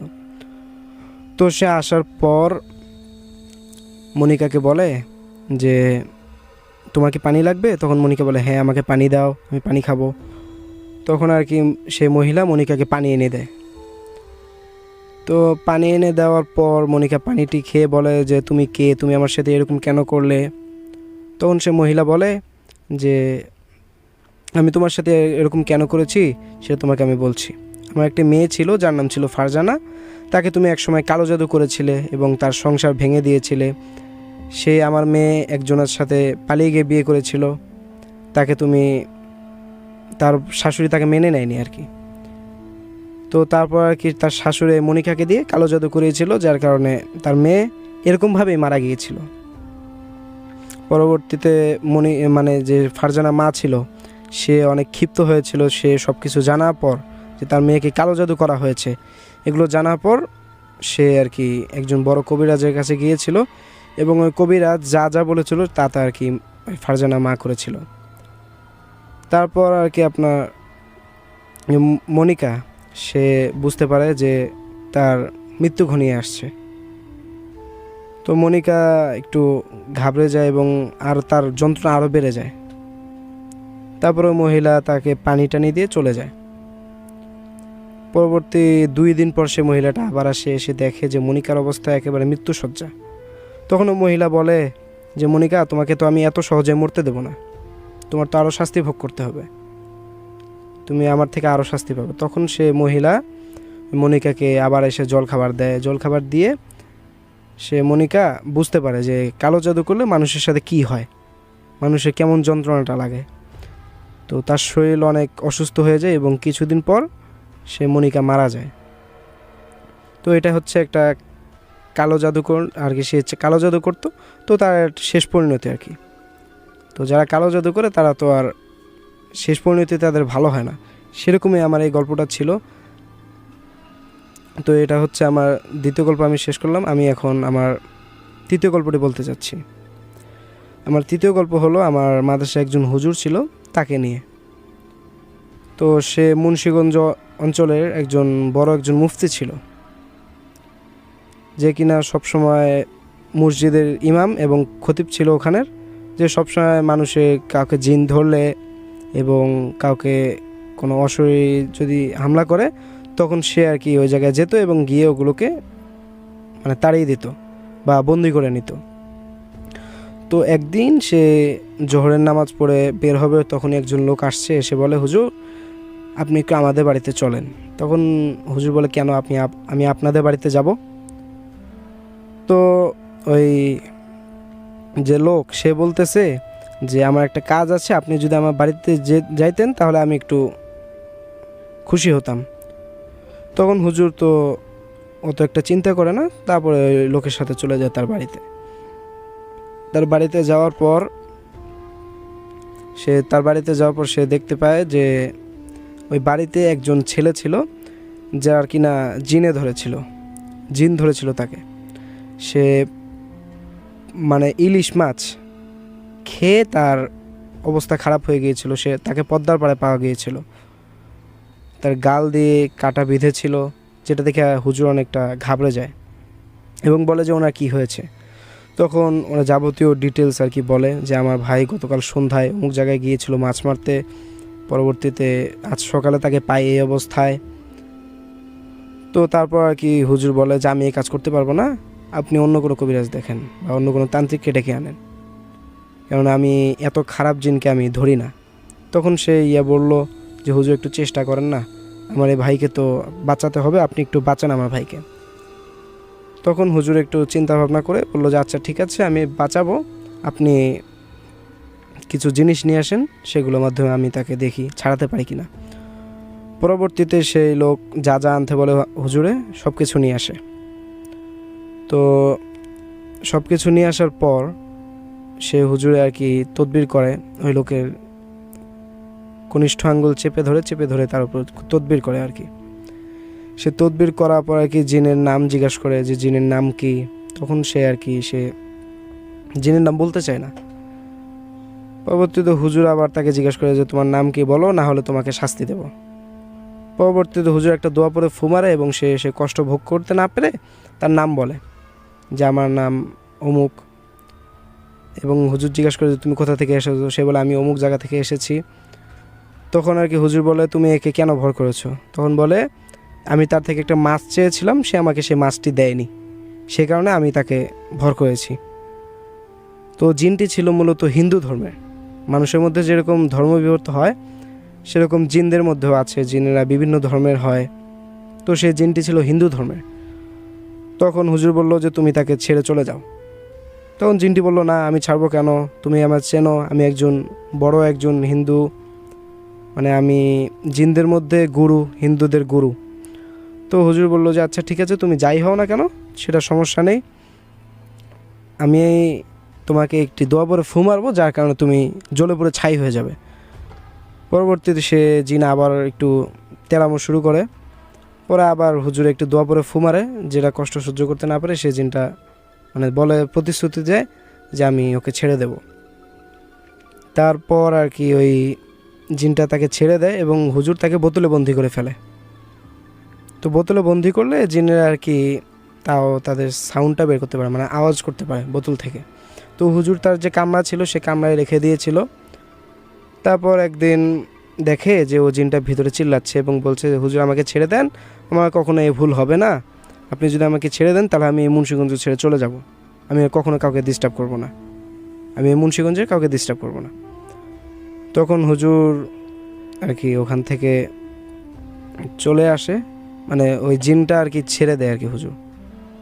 জিনটা ছেড়ে দেওয়ার পর আর কি হুজুর ওখান থেকে একটু কোনো কারণবশত মুন্সিগঞ্জ থেকে চলে আসে, সে ঢাকা চলে আসে। ঢাকা চলে আসার পর সে যে জিনটা ছিল সে জিনটা তাকে ধরা শুরু করে। তো যাকে যে তদবির করে তাকে যদি জিন ধরে তাহলে তাকে ছাড়ানো অনেক কষ্টকর হয়ে যায়, কেননা তাকে ধরলে আর ছাড়ানো অনেক কষ্টকর, সেটা কোনো কবিরাজি ভালো করে পারে না। তো তারপর আর কি আপনার ওই জিনটা হুজুরকে প্রতিদিন ধরতো, প্রতি রাতে ধরতো। তারপর একদিন হুজুর একটু ব্যবস্থা নেওয়ার চেষ্টা করে যে ছাত্রদেরকে দিয়ে কাজ হয় কিনা। তো তাও কাজ হয়নি, হুজুরকে টানা 1 মাস ঘুমাসতে দেয়নি। রাত্রিবেলা যখনই ঘুমাসতো তখন জিন এসে তাকে ধরে ফেলতো, তার হাত মনে করেন যে তার হাত পিছের দিকে নিয়ে নিত, তার পা বেঁকিয়ে দিত যেন সে ব্যথা পায়। তার 1 মাস পর আর কি হুজুর একটু করে যে এটা একটা ব্যবস্থা নিতে হবে, চিন্তা ভাবনা করে। তো তারপরে আর কি আপনার ওই হুজুরে তার গ্রামে আরও একজন ছিল যাকে আর কি সে ডাকার পর ওই জিনটাকে ছাড়ানোর চেষ্টা করে, কিন্তু সে জিনটা তাকে ছাড়ে না, অনেক কষ্টকর হয়ে যায় সেই জিনটাকে ছাড়ানো। পরে সেই হুজুরকে অনেক তদবির করার পর আর কি প্রায় 2 বছর তাকে এরকমভাবে জ্বালায়। তার পরবর্তীতে এক সময় মানে হুজুর আর কি ওই জিনটাকে ছাড়ানোর জন্য আরও একটা পরিকল্পনা করে, তার আরেকজন বড় একজন তান্ত্রিকের কাছে যাওয়ার পরে সে জিনটা তাকে ছেড়ে দেয়। তো এই ছিল আমার 3 নম্বর ঘটনা। তো এখন আমি আমার 4 নম্বর ঘটনা বলতে চাচ্ছি, যেটা আর কি আমাদের যে মাদ্রাসা ছিল, আমি যে মাদ্রাসায় পড়েছি সে মাদ্রাসার যে পরিচালক ছিল তার ঘটনা। তো আমার মাদ্রাসার পরিচালক অনেক ভালো মানুষ ছিলেন, সে আল্লাহ তাকে যেন জান্নাত নসিব করে। তো সে আর কি মাদ্রাসার জন্য অনেক পরিশ্রম করতো। শবে বরাতের রাত যেখানে আর কি মাদ্রাসার টাকা কালেকশন হতো, তো সেই কালেকশনের পর আর কি সে টাকাগুলো গুনতে হতো। এখন পরিচালক সাহেব একটু দয়ালু মানুষ ছিলেন, তো দেখে যে সকল ছাত্র এবং হুজুররা ঘুমিয়ে গেছে, যার কারণে হয়তো সে আর কাউকে ডাকে না এবং সে নিজে নিজে আর কি 2 তলায় চলে যায়, 2য় তলায়। মসজিদ ছিল 5ম তলা, 2য় তলায় চলে যায়। তো যাওয়ার পর ওইখানে গিয়ে সে টাকা গোনা শুরু করে লাইট জ্বলিয়ে। পরবর্তী সময় একটা সময় হঠাৎ করে লাইটটা অফ হয়ে যায়। তারপর সে একটু ঘাবড়ে যায়, সে আবার লাইটটা জ্বলায়। এই লাইট জ্বলানোর পর আবার কিছুক্ষণ পর যখন টাকা গুনতেছিল আবার কিছুক্ষণ পর সে লাইটটা অফ হয়ে যায়। তো সে এবার একটু ঘাবড়ে গিয়ে মনে করে হয়তো ভেতরে কোনো সমস্যা আছে, যার কারণে সুইচটা মানে অফ হয়ে যাচ্ছে, লাইটটা অফ হয়ে যাচ্ছে। তো আবার সে আর কি সে লাইটটা আবার দেয়, তারপরও মনে করেন যে আবার লাইটটা অফ হয়ে যায়। পরবর্তীতে আবার সে লাইটটা যখন দিতে যাবে তখন তাকে একটি জিন এসে তাকে একটা থাপ্পড় মারে, যার কারণে তার অবস্থা খুব খারাপ হয়ে যায়। তো তারপর তাকে এগুলো জিজ্ঞাসাবাদ করা হয় যে তারা এগুলো কিভাবে হয়েছে। তখন সে এই বিস্তারিত ঘটনাগুলো বলেছিল। বলা কিছুদিন পরে সে আর কি মারা যায়। তো এ ছিল আমার 4 নম্বর গল্প। আমি আরও একটি মানে আমার পঞ্চম গল্প বলতে চাচ্ছি। তো আমার পঞ্চম গল্পটি হলো আমার মাদ্রাসার একজন ছাত্র ভাই যে আমার সাথে পড়ালেখা করত, তো তাকে জিনে ধরা নিয়ে। তো সে মাদ্রাসার ছুটির দিন, সেদিন রাত্রিবেলা ছাত্ররা অনেক খুশিতে থাকে, অনেকেই খুশিতে থাকে। তো ওই ছাত্র আর কি ইয়াতে চলে যায়, এই জানলাতে চলে যায়, মাদ্রাসার যে জানলা থাকে সে জানালাতে চলে যায়। জানালাতে গিয়ে ওখানে দাঁড়িয়ে থাকে, দাঁড়িয়ে আর কি একটু ঠান্ডা বাতাস, ঠান্ডা আবহাওয়া একটু ফিল করতে থাকে। তো এক সময় সে দৌড় দিয়ে ওখান থেকে পালিয়ে এসে আর কি আরেকটা ছাত্রর কাছে গিয়ে মানে জীবন বাঁচানোর জন্য প্রার্থনা করে, বলে যে বন্ধু আমাকে বাঁচাও, নয়তো আমাকে ও মেরে ফেলবে, ওর চেহারা খুব বিভৎস, সে আমাকে মেরে ফেলবে। পরে ওই ছাত্র যে যার কাছে এসেছিল সে বলে যে তোর কি হয়েছে বল আমাকে। পরে সে ছাত্র বলে যে আমি ওখানে জানলা দিয়ে তাকিয়েছিলাম, তখন আর কি একটি কেমন যেন একটা কালো একটা জিনিস আমার চোখের সামনে পড়ে এবং সে আমার দিকে ধাওয়া করে। পরে ওই মাদ্রাসার যে হুজুর ছিল সেই হুজুর আর কি আওয়াজ শুনতে পেয়ে সে আসার পরে আর কি ওই ছেলেটাকে একটি দোয়া পরে ফু দেয়, যার কারণে আর কি ওই ছেলেটা একটু শান্ত হয়ে যাওয়ার পর সেই ছেলেটা একটু চোখ বন্ধ করে এবং একটু পরে 5 মিনিট পরে সে আবার জাগ্রত হয়ে যায় এবং তার চোখ থাকে একেবারে লাল, যেটা দেখে আর কি হুজুর একটু ঘাবড়ে যায়। সে একটু মোটা কণ্ঠে কথা বলতে থাকে, কি মেয়েলি কণ্ঠ কিন্তু একটু মোটা টাইপের কণ্ঠে। তো হুজুর লক্ষ্মীপুরের মানুষ, সে আর কি এই ছেলেটাকে আর কি জিনটাকে জিজ্ঞাসা করে তুমি ওকে কেন ধরছো। তখন জিনটি বলে যে আমার পর্দার খেলাফ করছে ও, আমি আকাশ দিয়ে যাইতেছিলাম, সে সময় আমার দিকেও তাকায়, যার কারণে আমি ওকে আর কি ধরেছি। তার কারণে তুমি ধরবা? ও ছেলে শুধু তোমাকে তাকাইছে। কয় না, সে আমার পর্দার খেলাফ করছে না, আমি তাকে ধরবো, আমি তাকে আমার সাথে নিয়ে যাব। পরে হুজুর বলে যে না এরকম করো না, এরকম করলে হয়তো ওই ছেলেটার জীবন নষ্ট হয়ে যাবে। তখন তারপরেও আর কি ও জিনটা বোঝে না এবং ওই ছেলেটাকে নিয়ে যাওয়ার জন্য অনেক জোরাজুরি করে। তো তারপর আর কি ওই হুজুর বলে যে তুমি ওকে নিয়ে যেও না, নিয়ে গেলে হয়তো ছেলেটার জীবন নষ্ট হয়ে যাবে বা তুমি ওকে কোনো ক্ষতি করার চেষ্টা করো না। তখন ওই জিনটা মানে না এবং তাও জোরাজুরি করতে থাকে যে আমি ওকে নিয়ে যাব, না হলে হয়তো আমার মানে সম্মান থাকবে না আমার ইয়ার কাছে, ফ্যামিলির কাছে। তো তারপর আর কি হুজুর আর কি একটু দোয়া পড়ে, যার কারণে জিনটা একটু ঘাবড়ে যায় এবং জিনটাকে হুজুর আর কি ধরে ফেলে, তার কনিষ্ঠ আঙ্গুল চেপে ধরে তাকে ধরে ফেলে যেন জিনটা আর তাকে ছাড়তে না পারে। পরে রেখা টেখা দিয়ে তাকে জিনটাকে আটকে ফেলে। পরবর্তীতে জিনটা বলে যে আমাকে তুমি কেন ধরেছো, তুমি ওকে কেন ধরেছো? আমি তো বললাম আমি ওকে কেন ধরেছি, আমি ওকে নিয়ে যাব। তখন আর কি হুজুর বলল যে না, ওকে নিয়ে যাওয়া হবে না, তুমি বলো তোমার নাম কি। তখন সেই জিনটা বলল যে আমার নাম হচ্ছে সুমাইয়া, অর্থাৎ সে মেয়ে জিন ছিল।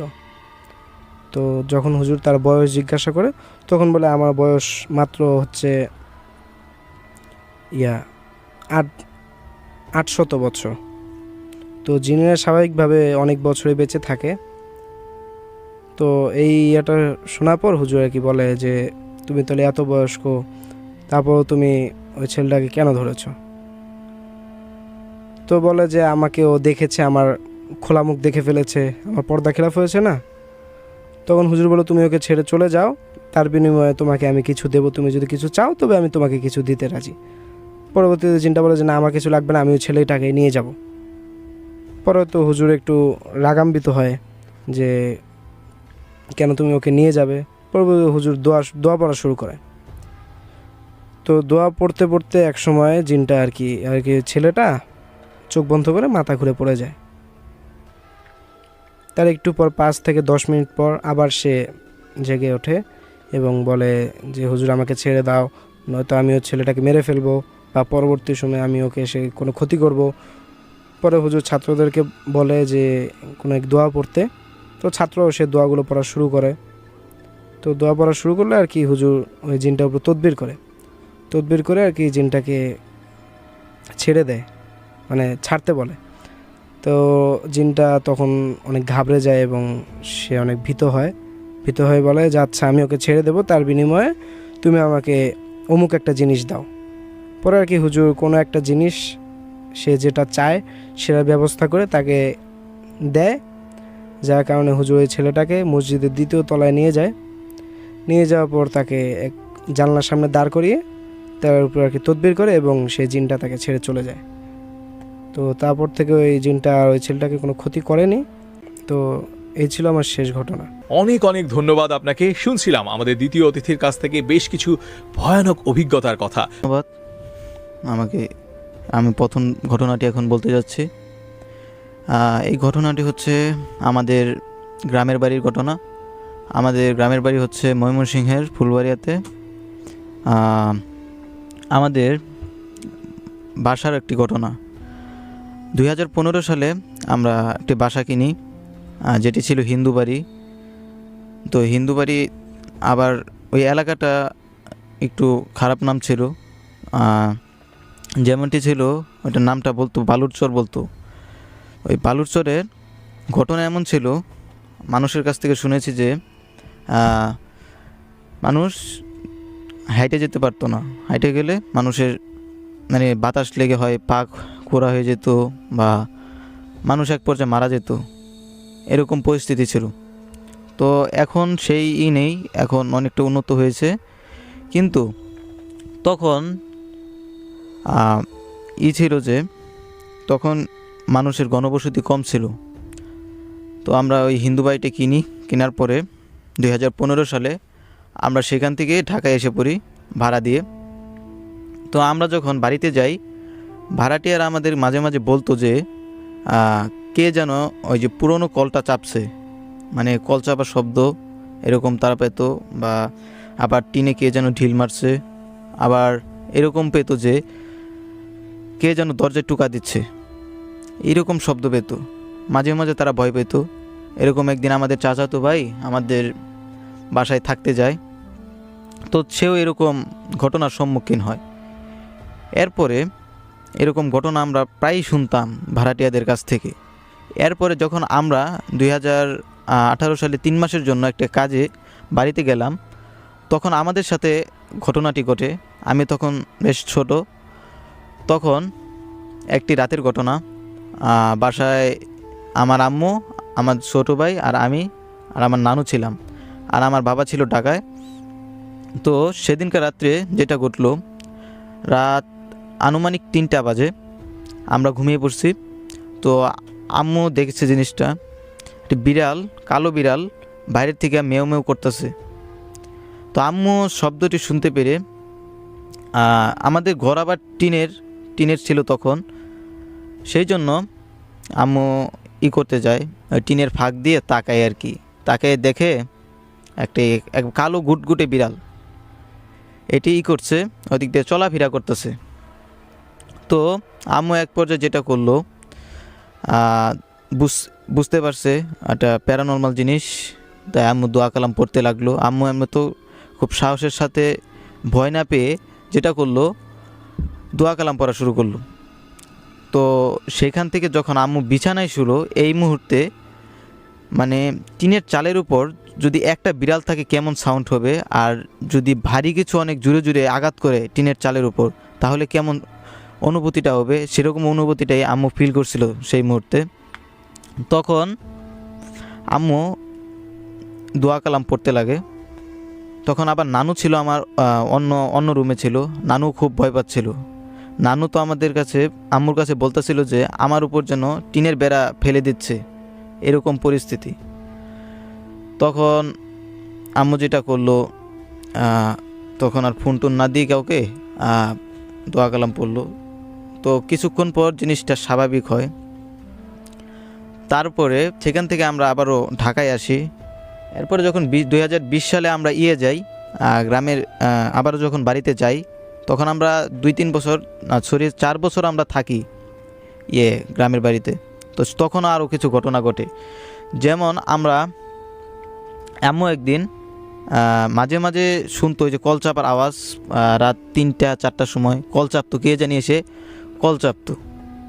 আবার এরকম ঘটনা ঘটতো একদিন, যেটা ঘটনা ঘটে রাত তখন বিকালবেলা ভাড়াটিয়ারা আম্মুর কাছে বলে গেল যে আমরা আজকে আর আসবো না, এক জায়গায় বেড়াতে যাব, তো আজকে আমরা আসবো না। তো আম্মু তো এটা বুঝে নিয়েছে, তো আজকে আসবে না। আম্মু রান্নাঘরে রান্না করছিল। তখন মানে কে জানি মেইন গেটটা খুলে ভিতরে ঢুকে এই ভাড়াটিয়ার যে রুমটা ছিল সেই রুমটা খুলে ভিতরে ঢুকলো। আম্মু তো মনে করছে হয়তো কোনো একটা কারণে ওরা আসছে হয়তো, আম্মু আর সেদিকে তাকাই নেই। সো যখন আম্মু ওই ভাড়াটিয়ার রুমের দিকে গেল, তখন দেখতে পারলো যে রুমটা যেমন আছে তালা মারা, ওরকমই যেমন রেখে গেছিল তেমনই আছে। সো আম্মু জিনিসটা বুঝতে পারে। তো আবার মাঝে মাঝে কি হতো আমাদের বাসায়, মাঝে মাঝে এরকম ধরনের একটা সাপ উঠতো, যেটা মানে আমরা ডোরা সাপ মনে করতাম, কিন্তু এটা ডোরা সাপ ছিল না, তো অন্যরকম সাপ ছিল। আম্মু আমাকে যতটুকু বলেছে, মাঝে মাঝে আমি এটা মারতে চাইছি কিন্তু আম্মু বাধা দিয়েছে। আবার যেটা হয়, আম্মু একবার বলছিল তোদের তো কোনো ক্ষতি করি নাই, তোরা আমাদের কোনো ক্ষতি করিস না, তোরা যেদিক দিয়ে এসেছিস সেদিক দিয়ে চলে যা। তখন কথা বলার সাথে সাথে এটা সাপটি দরজা দিয়ে বেরিয়ে চলে গেল বাইরে। তো এরকম ঘটনা ঘটতে থাকে মাঝে মাঝে, প্রায়ই উঠতো আর কি, সাপটা উঠতো। এরপরে আবার ফজরের আজানের আগ দিয়ে আবার যেটা হতো, মানে একটা ব্যাট সুইচ টিপলে যে আওয়াজটা হয়, এরকম আওয়াজ হতো প্রায়। আমিও একদিন শুনেছিলাম, হঠাৎ করে মাঝরাতে আমার ঘুমটা ভেঙে যায়, তখন এরকম সাউন্ড শুনেছিলাম। আমি সেদিন খুব ভয় পাইছিলাম। এরপরে আমি আল্লাহর নাম নিয়ে ঘুমিয়ে পড়ি। তো এরপরে যেটা হলো, আম্মু এরকম শুনতো, মাঝে মাঝে শুনতো। তারপরে আম্মু একদিন কি করলো, আমাদের খালামণির বাড়িতে গেল। তো খালামণির বাড়িতে গেলে খালামণি একটা কবিরাজের কাছে যাবে, কারণ আমার খালু ছিল অসুস্থ, সেই একটা কারণে কবিরাজের কাছে যাবে। তো আম্মু কবিরাজের কাছে আমাকেও নিয়ে গেল। তো যাওয়ার পরে কবিরাজ বলল যে, আম্মু জিজ্ঞেস করলো কবিরাজকে, আমাদের বাসায় তো এমন এমন সমস্যা, এখন এটা কী জন্য হচ্ছে, আসলে কি এরকম প্যারানরমাল কোনো ঘটনা কি না। আমিও মাঝে মাঝে সম্মুখীন করেছি। আম্মু যখন বলল, তখন যেটা করলো কবিরাজটি বলল, জিন হাজির করলো আমার সামনেই। জিনের সাথে আমিও কথা বলেছি সেখানে। সো যখন জিন বলল, আমিও ছিলাম সেখানে। জিন বলল যে আপনাদের বাড়িটার প্লেসটা, যে এটার রেকর্ডটা খারাপ, আর আপনাদের বাসাটাও এমন তো হিন্দু বাড়ি ছিল। তার আগে আপনাদের বাসার, যখন হিন্দু বাড়ি থাকার আগে আপনাদের বাসা ছিল সাপুরে ছিল, যেখানে তারা সাপ নিয়ে খেলামেলা করতো, সাপের পূজা করতো, এরকম একটা কিছু ছিল। তারপরে ছিল আবার, তারপরে হিন্দু ছিল, হিন্দুরা পূজা করতো, এরকম একটা জায়গা। তো ওই জিনটা বলে অনেক ঘটনায়, বেশিরভাগ ঘটনা ঘটে যে বাড়িতে থেকে যায় এরকম ঘটনা, কিন্তু আল্লাহর রহমতে আমাদের বাড়িতে এরকম ঘটনা থাকেনি, আল্লাহর রহমতে সেটা এখন নেই। কিন্তু জিন আরও বলে যে সেই মাটিটা নাকি পবিত্র না, দূষিত মাটি আর কি, মাটিটি পবিত্র না। আমাদের জিন যেটা করলো, জিনে বলে দিল আমাদের, আপনাদের কিছু নিয়ম দিতেছি, এরকম পরা দিতেছি, পানি পরা, কয়েকটা মাটি পরে দিচ্ছে, এগুলো বাড়ির আশপাশে ছিটিয়ে দিবেন, আজকে যেই ছিটিয়ে দিবেন। তখন আম্মু সেটা করলো, জিনিসগুলো নিয়ে আসলো পরার পরে আম্মু যেদিন ছিটালো জিনিসগুলো, ছিটানোর পরে সেদিনকার রাত্রে ঘটনা, মানে সেদিন রাতে এমন উৎপাত শুরু করে জিন, যে বলার মতো না, এরকম শুরু করে। তখন আমরা ভয় না পেয়ে দোয়া কালাম পড়া শুরু করলাম। তো এরকম পরিস্থিতিতে সেদিন কাটলো রাত। তারপরে যখন আমরা সকালে আবার কবিরাজকে কল দিলাম যে রাত্রে তো এরকম অবস্থা করছে, এখন এটার প্রতিকার কি? তারপরে কবিরাজ বলল যে রাতে কালকে যেহেতু ওদের ছেড়ে যেতে ওদের যে এই জায়গাটা ছাড়তে হচ্ছে, এই জন্য আর কি রাত্রেবেলায় এই অবস্থাটা করছে। তবে ইনশাল্লাহ এরপরে সমস্যা হবে না, এটা বলল। তো এরপরে সমস্যা হয় নাই, কিন্তু মাঝে মাঝে এখনও এরকম ঘটনা ঘটে। কিছুদিন আগে, প্রায় 5 মাস আগে, তখন মানে আমরা শুনি নাই, কিন্তু আমাদের প্রতিবেশী যারা ছিল তারা বলছিল মানে আমাদের বাসার দক্ষিণ সাইড থেকে নাকি বাচ্চা কান্না করে যে এরকম আওয়াজ আসে, মানে একটা বাচ্চা কান্না করছে এরকম আওয়াজ আসছে। তখন এরকম আমরা শুনতে থাকি। এরপরে আমি যেটা করলাম, আমিও একদিন শুনছি যে এ বাচ্চা কান্না করে এদিকে। তো আমি তখনকার শিওর হলাম আসলেই সত্যি কথাই বলতেছে। এরপরে আবার আমার জ্যাঠাও একজন এগুলো ভালো বুঝে আর কি, এই যে ভালো এই যে ভৌতিক বিষয় যেগুলো আছে এগুলো ভালো বুঝে। তো আমার জ্যাঠা একদিন আসলো আমাদের বাসায়, দেখলো বাসাটা পুরাটা ঘুরে দেখে বলল যে আমাদের বাসার যে দক্ষিণ সাইড আছে, এই দক্ষিণ সাইডটা সমস্যা। অবশ্য আমরা এখন আমাদের যেটা রাস্তার সাথে জমিন, রাস্তা থেকে একটু রাস্তার সাথেই আমাদের বাড়িটা, এখন অবশ্য 2 তলা বাড়ি করছি আমরা, তখন ছিল টিনের ঘর। খুব খারাপ পরিস্থিতি থেকে আমরা উঠে আসছি। তো যারা একটু ফেস করে তারাই বুঝতে পারে আর কি কেমন অনুভূতি। এরপরে বললো ওইখানে দক্ষিণ সাইডের সমস্যা, ওদিকে তোমাদের গেলেও সমস্যা নাই, কিন্তু ওরা আছে থাকবে, এটা কোনো সমস্যা নেই, তোমাদের কোনো ক্ষতি করবে না। কিন্তু আজও ওরা মাঝে মাঝে ফজরে আজানে আগ দিয়ে মানে তুরি বাজানো, যেটাকে বলে তুরি বাজায়, আজও এখনও বাদ যায়নি। একদিন এরকম প্রত্যেক দিনই প্রায়, এখন বেশিরভাগ শোনা যায় না, ওই কবিরাজের থেকে করার পরে তাও ভালোই এখন শোনা যায় মাঝে মাঝে। তো এটাই ছিল আমার প্রথম ঘটনা। তো আমার দ্বিতীয় ঘটনাটি হচ্ছে আমার মামার সাথে একটা ঘটনা, যেটি আমি পরবর্তীতে আমি আমার মার কাছে শুনি। তো এটা হলো 1995 সালের দিকে ঘটে যাওয়া একটা ঘটনা। তখন একদিন ঈদের আগের দিনের ঘটনা এটা। আমার মামার সাথে তার বন্ধু আসার কথা ছিল গ্রামে, কিন্তু কোনো একটা কারণে মামাকে রেখেই সে এসে পড়ে। এখন মামা তো প্রস্তুত না, আর মামার ছিল কথা ছিল তার বন্ধুর সাথে আসবে। এখন বন্ধুর সাথে আসতে পারে না, যেহেতু ঈদের আগের দিন, তো মামাকে তো যেতেই হবে। তো সেই জন্য মামা যেটা করলো, একাই রওনা দিয়ে দিল। রাত্রে রওনা দিয়েছিল। রওনা দেওয়ার পর বাড়িতে গেল। আমাদের গ্রাম অঞ্চলে যখন ঢুকলো, গ্রাম অঞ্চলে ঢোকার পরে আমাদের ওইখানে একটা বাওয়াল বিল পড়ে। সেই বাওয়াল বিল থেকে ঘটনাটা ঘটা শুরু করে। আসলে সে বাওয়াল বিলে, ঠিক আছে, ওটা এমনি তো প্লেস ভালো না, এখন পর্যন্ত মানুষ সেই জায়গা দিয়ে রাত্রিবেলা যেতে ভয় পায় আর কি। সো ওইখান থেকে তখন তো আরও ভয়ঙ্কর ছিল, 1995 সালের ঘটনা যেহেতু। তখন মামা দেখলো যে রাস্তা দিয়ে একটা বিড়াল ক্রস করে গেল মামার সামনে। তো বিড়াল ক্রস করে গেছে, এটা স্বাভাবিকই ধরছে মামা, ওটা প্রথম বুঝে নাই। তো দেখতেছে ওই বিড়ালটা মামার চতুর্দিক দিয়ে ঘুরতেছে। এরপরে ঘোরার পর তো মামা বুঝে ফেলছে কি এটা স্বাভাবিক কিছু না। তখন মামা যেটা করলো, একটা মামা আবার স্মোক করে, তখন সিগারেট জ্বালালো। সিগারেট জ্বালানোর পরে সেই বিড়ালটা চোখের নিমিষেই নাই, উদা হয়ে গেছে। এরপরে যেটা হলো, মামা একটু আগানোর পরে দেখে একটা মহিলা, নতুন বউ, চুলগুলো পিছনে ছেড়ে দাঁড়িয়ে রয়েছে। তো মামা পিছন থেকে ডাকছে, কি আপনি এত রাত্রে এখানে কি করছেন, আপনার বাড়ি কোথায়, এরকম কথা জিজ্ঞেস করছে। যেই 2-3 বার জিজ্ঞেস করলো, যেই দেখে সাড়া দেয় না, তো মামা বিষয়টা বুঝতে পারে আর কি। তো বুঝলে মামা যেটা করে তখন আবার সিগারেট ছিল, সিগারেট জ্বালায়, সেটিও তখন হয়ে যায়, উদা হয়ে যায়। তো মামা তখন আরও সতর্ক হয়ে যায়, দোয়া কালাম যা পারতো তা পড়া শুরু করে। তো মামা যখন আরেকটু আগালে যেটা ঘটলো, একটা বাঁশঝাড় পরে সামনে, সেই বাঁশঝাড়ে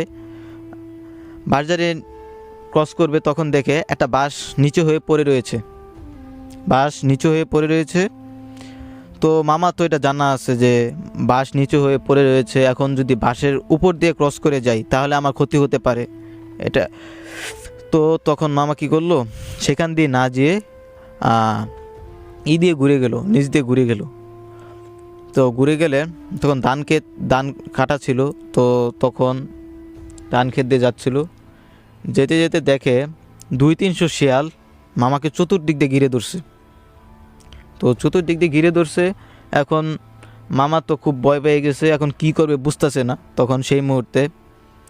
তো মামা যেটা করলো, চোখ বন্ধ করে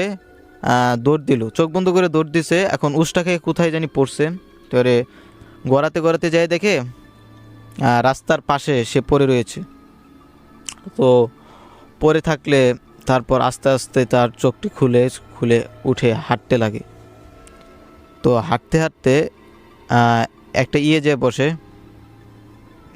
একটা বেঞ্চে যেয়ে বসলে ওখানে একটু সে রেস্ট করে, তো আবারও হাঁটতে থাকে। তো হাঁটলে তার একটা কথা মনে পড়ে যায় যে সামনে তো একটা আছে, মানে গলায় দড়ি দিয়ে একজন মহিলা মারা গেছে, তো ওই গাছের নিচ দিয়ে যেতে হবে গেলে। তো এটা মনে পড়ে যায়, আরও আতঙ্কিত হয়ে ওঠে মামা। তখন মামার কি করবে, ভয়ে ভয়ে আস্তে আস্তে আগাতে থাকে। তো দেখে যে ওই গাছটাও রাস্তার সাথে নামিয়ে রেখেছে।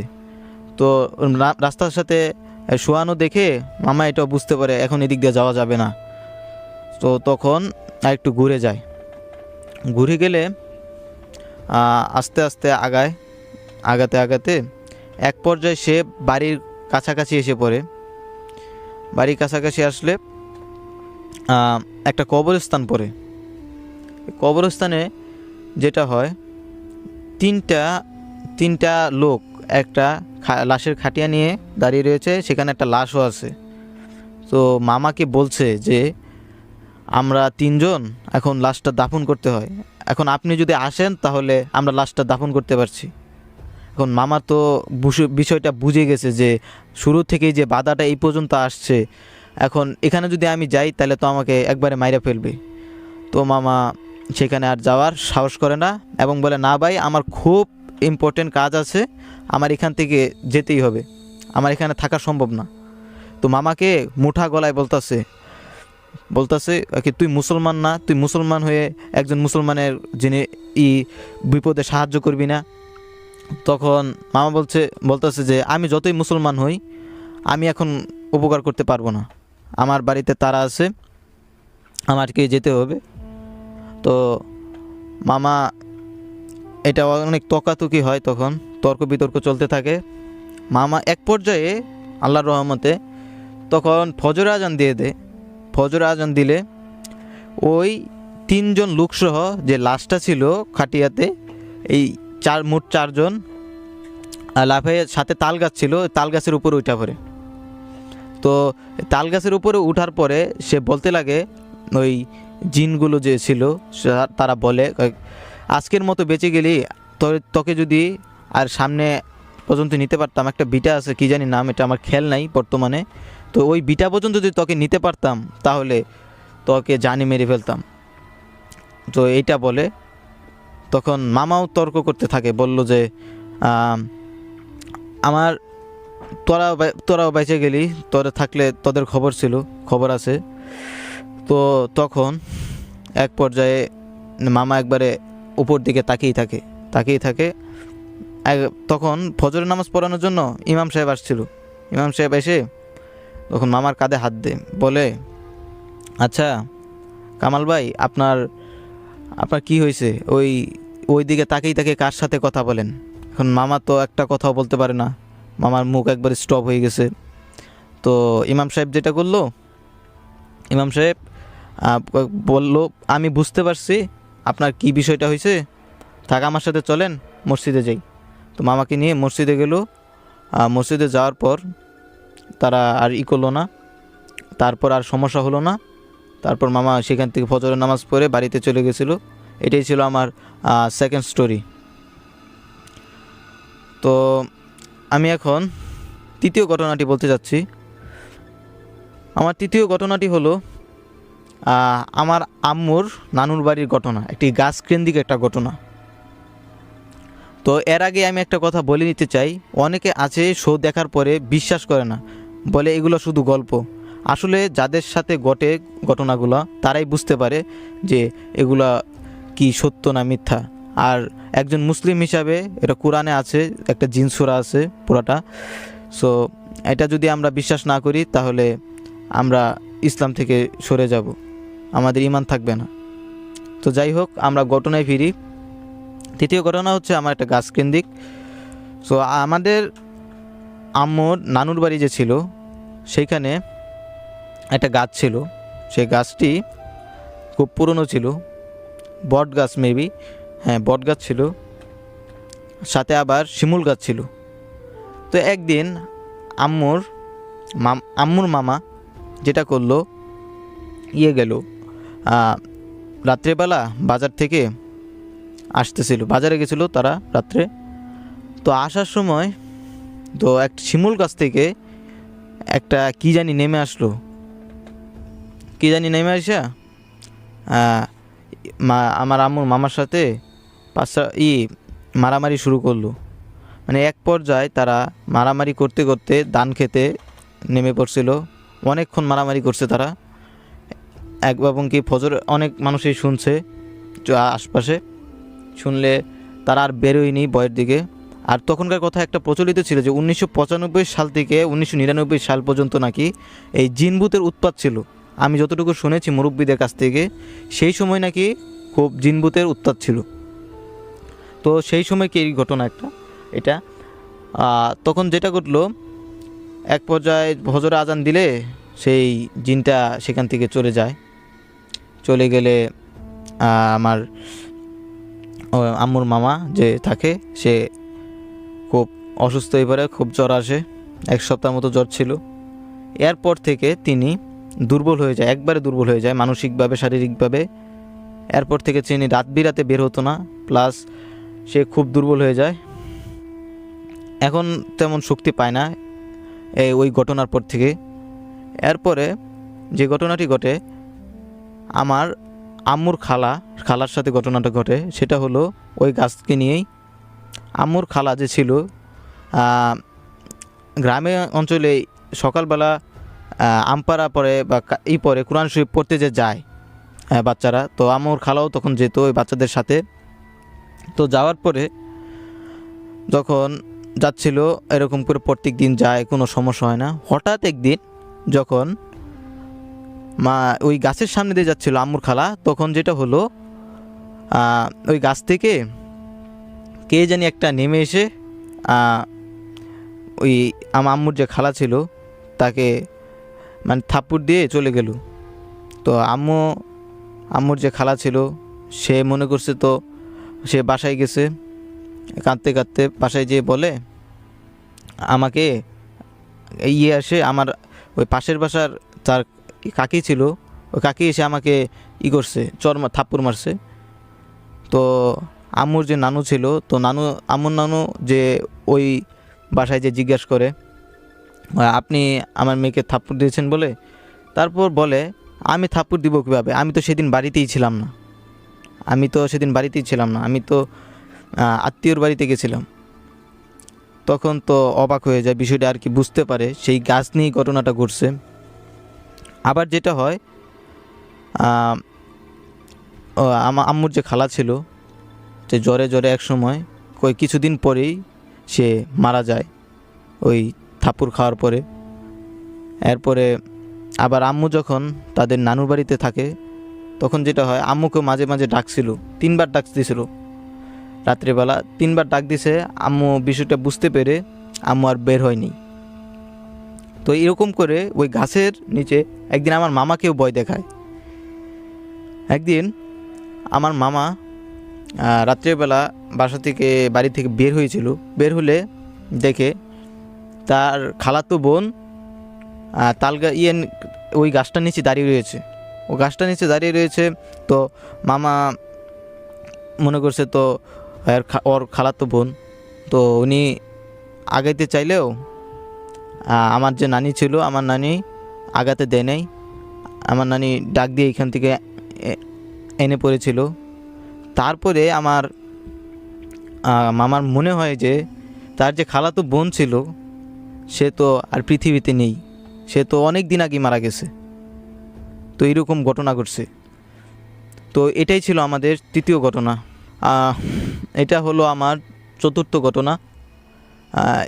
এই ঘটনাটা হলো আমার নানুর বাড়ির একটি ঘটনা। আমিও দেখছি এক সময় ঘটনাটা। তো এই ঘটনাটা হচ্ছে আমাদের নানুর বাড়িতে এক রাতে আমার নানার যে মানে ছিল, চাকর ছিল, ওই চাকরের সাথে মাঝে মাঝে আমার মামা ঘুমাতো। কারণ মামা অনেক রাতে আড্ডা দিয়ে এসে রাত্রে ঘুমাতো, আর বাসায় ঢুকলে তো নানা বকাবকি করবে। তো এই জন্য কী করতো, ওই চাকরের সাথে এসে ঘুমাই পড়তো। তো এক রাতে চাকর অনুভব করে যে আমার মামা এসে তার পাশে শুয়েছে। তো বলল, কামাল ভাই বলে ডাক দিল, কথা বলে না। এরপর যে হাত দিয়ে ছুলো শরীর, মানে একবার তুলার মতো নরম, তুলার মতো। তো সেদিন তো খুব ভয় পাইছিল এই আমার নানুর চাকরটা। ভয় পেয়ে সেখানে প্রস্রাব করে দিয়েছিল। এরপরে যখন মামাকে জিজ্ঞেস করে, কামাল ভাই আপনি কি কালকে রাতে এসে আমার সাথে ঘুমিয়েছিলেন? তো মামা বলে, না আমি তো কালকে রাত্রে বাইরে হইনি, আড্ডা দিতেই যাইনি, আমি কালকে বাসায় ছিলাম। তো মামা তখন তো ওই চাকরটা ভয় পেয়ে যায়। তখন চাকরটারও জ্বর আসে, ভয় পায়। তো আবার আমাদের নানুর বাড়িতে ঘটনা আরেকটা ঘটছিল কি, আমার নানা কি দেখে একদিন নতুন বউ উঠানে মাঝখান দিয়ে রাত্রেবেলা হাইটে যাচ্ছে। তো আমার নানা তখন ডাকতেছিল, আপনি কে, এখানে কোত্থেকে আসছেন? ডাকতেছিল, ডাকলে কোনো সাড়া দেয় না। তার মতো সে চলে যেয়ে কী করলো, বাঁশঝাড় ছিল সাথেই, এই বাঁশঝাড়ের ভিতরে ঢুকলো, সরাসরি যে বাঁশঝাড়ের ভিতরে ঢুকলো। তো এই ঘটনা তো আমার নানা বুঝতে পারে। এরপরে একদিন আমি ছোটো থাকতে আমার নানুর বাড়িতে যখন যাই, আমার বয়স তখন 7 বছর, যখন আমি যাই, তো একদিন আমার মামার সাথে আমি একটু নানুর বাড়ির ঘরের বাইরে থেকে আমি একটু ওই যে চাং বলে যেটাকে, ওই যে গরমকালে মানুষ বসে, যেখানে বসে বসে আড্ডা দেয় গরমের সময়, ঘরে গরম পড়ে, তো সেই জন্য তারা বাইরে বসে। তো তখন আমি ওইখানে যাই আমার মামার সাথে। ওই চাংটা ছিল রাস্তার সাথেই। তো ওই রাস্তার সাথে যে চাংটা ছিল, আমি আর মামা বসলে এক পর্যায়ে যেটা হয়, এক পর্যায়ে দেখলাম একটা সাদা একটা অবয়ব দেখা যাচ্ছিল, সাদা কাপড় পরা এবং চোখ দুটো লাল, অনেক বড় বড় চোখ এবং সাদা কাপড় পরা পুরাটা। তো আমি দেখে তখন ভয় পাবো নাকি সাহস কিছুই বুঝতেছিলাম না, শুধু তাকেই রয়েছি। আর আমার মামাকে জিজ্ঞেস করলাম, মামা এটা কি যাচ্ছে, এটা যাচ্ছে? তখন মামা সাথে সাথে একটা সিগারেট জ্বালাইলে তারপরে মামা যেটা করলো, সিগারেট জ্বালালো। এরপরে সেই জিনিসটা দেখলাম মানুষের মধ্যে দিয়ে ঢুকে যাচ্ছে রাস্তার সাথে।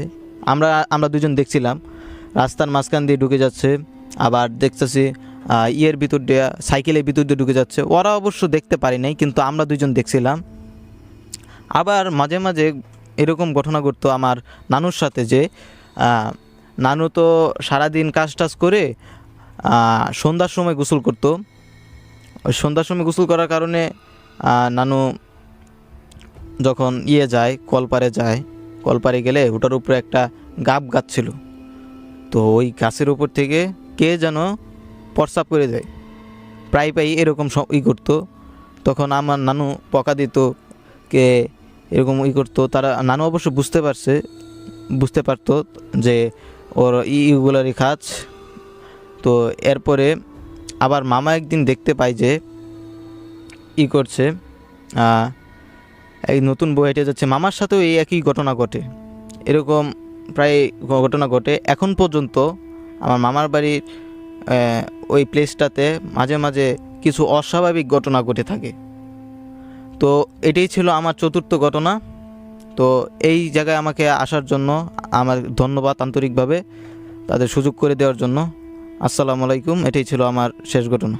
অনেক অনেক ধন্যবাদ বন্ধু তোমাকে। ছোট্ট বন্ধু আমাদের ক্লাস 9-এ পড়ুয়া, কিন্তু খুব সুন্দর করে তার জীবনের কিছু এক্সপিরিয়েন্স আমাদের সাথে শেয়ার করে গেল। আপনিও যদি চান আগামী পর্বে আপনার জীবনের ভৌতিক এক্সপিরিয়েন্সগুলো শেয়ার করতে, তাহলে এখনই আপনার কাছে থাকা মোবাইল ফোন তার মেসেজ অপশনে চলে যান, গিয়ে টাইপ করে ফেলুন RBS স্পেস দিয়ে নিজের নাম, নিজের লোকেশন আর প্রফেশন লিখে পাঠায় দেন 26969 নাম্বারে। চলছে ভূত স্টুডিও, ব্রট ইউ বাই প্রাণ পটাটা। এই মুহূর্তে আমার সাথে জয়েন করেছেন অনেকে প্রিয় রয়েছেন আমাদের সাথে।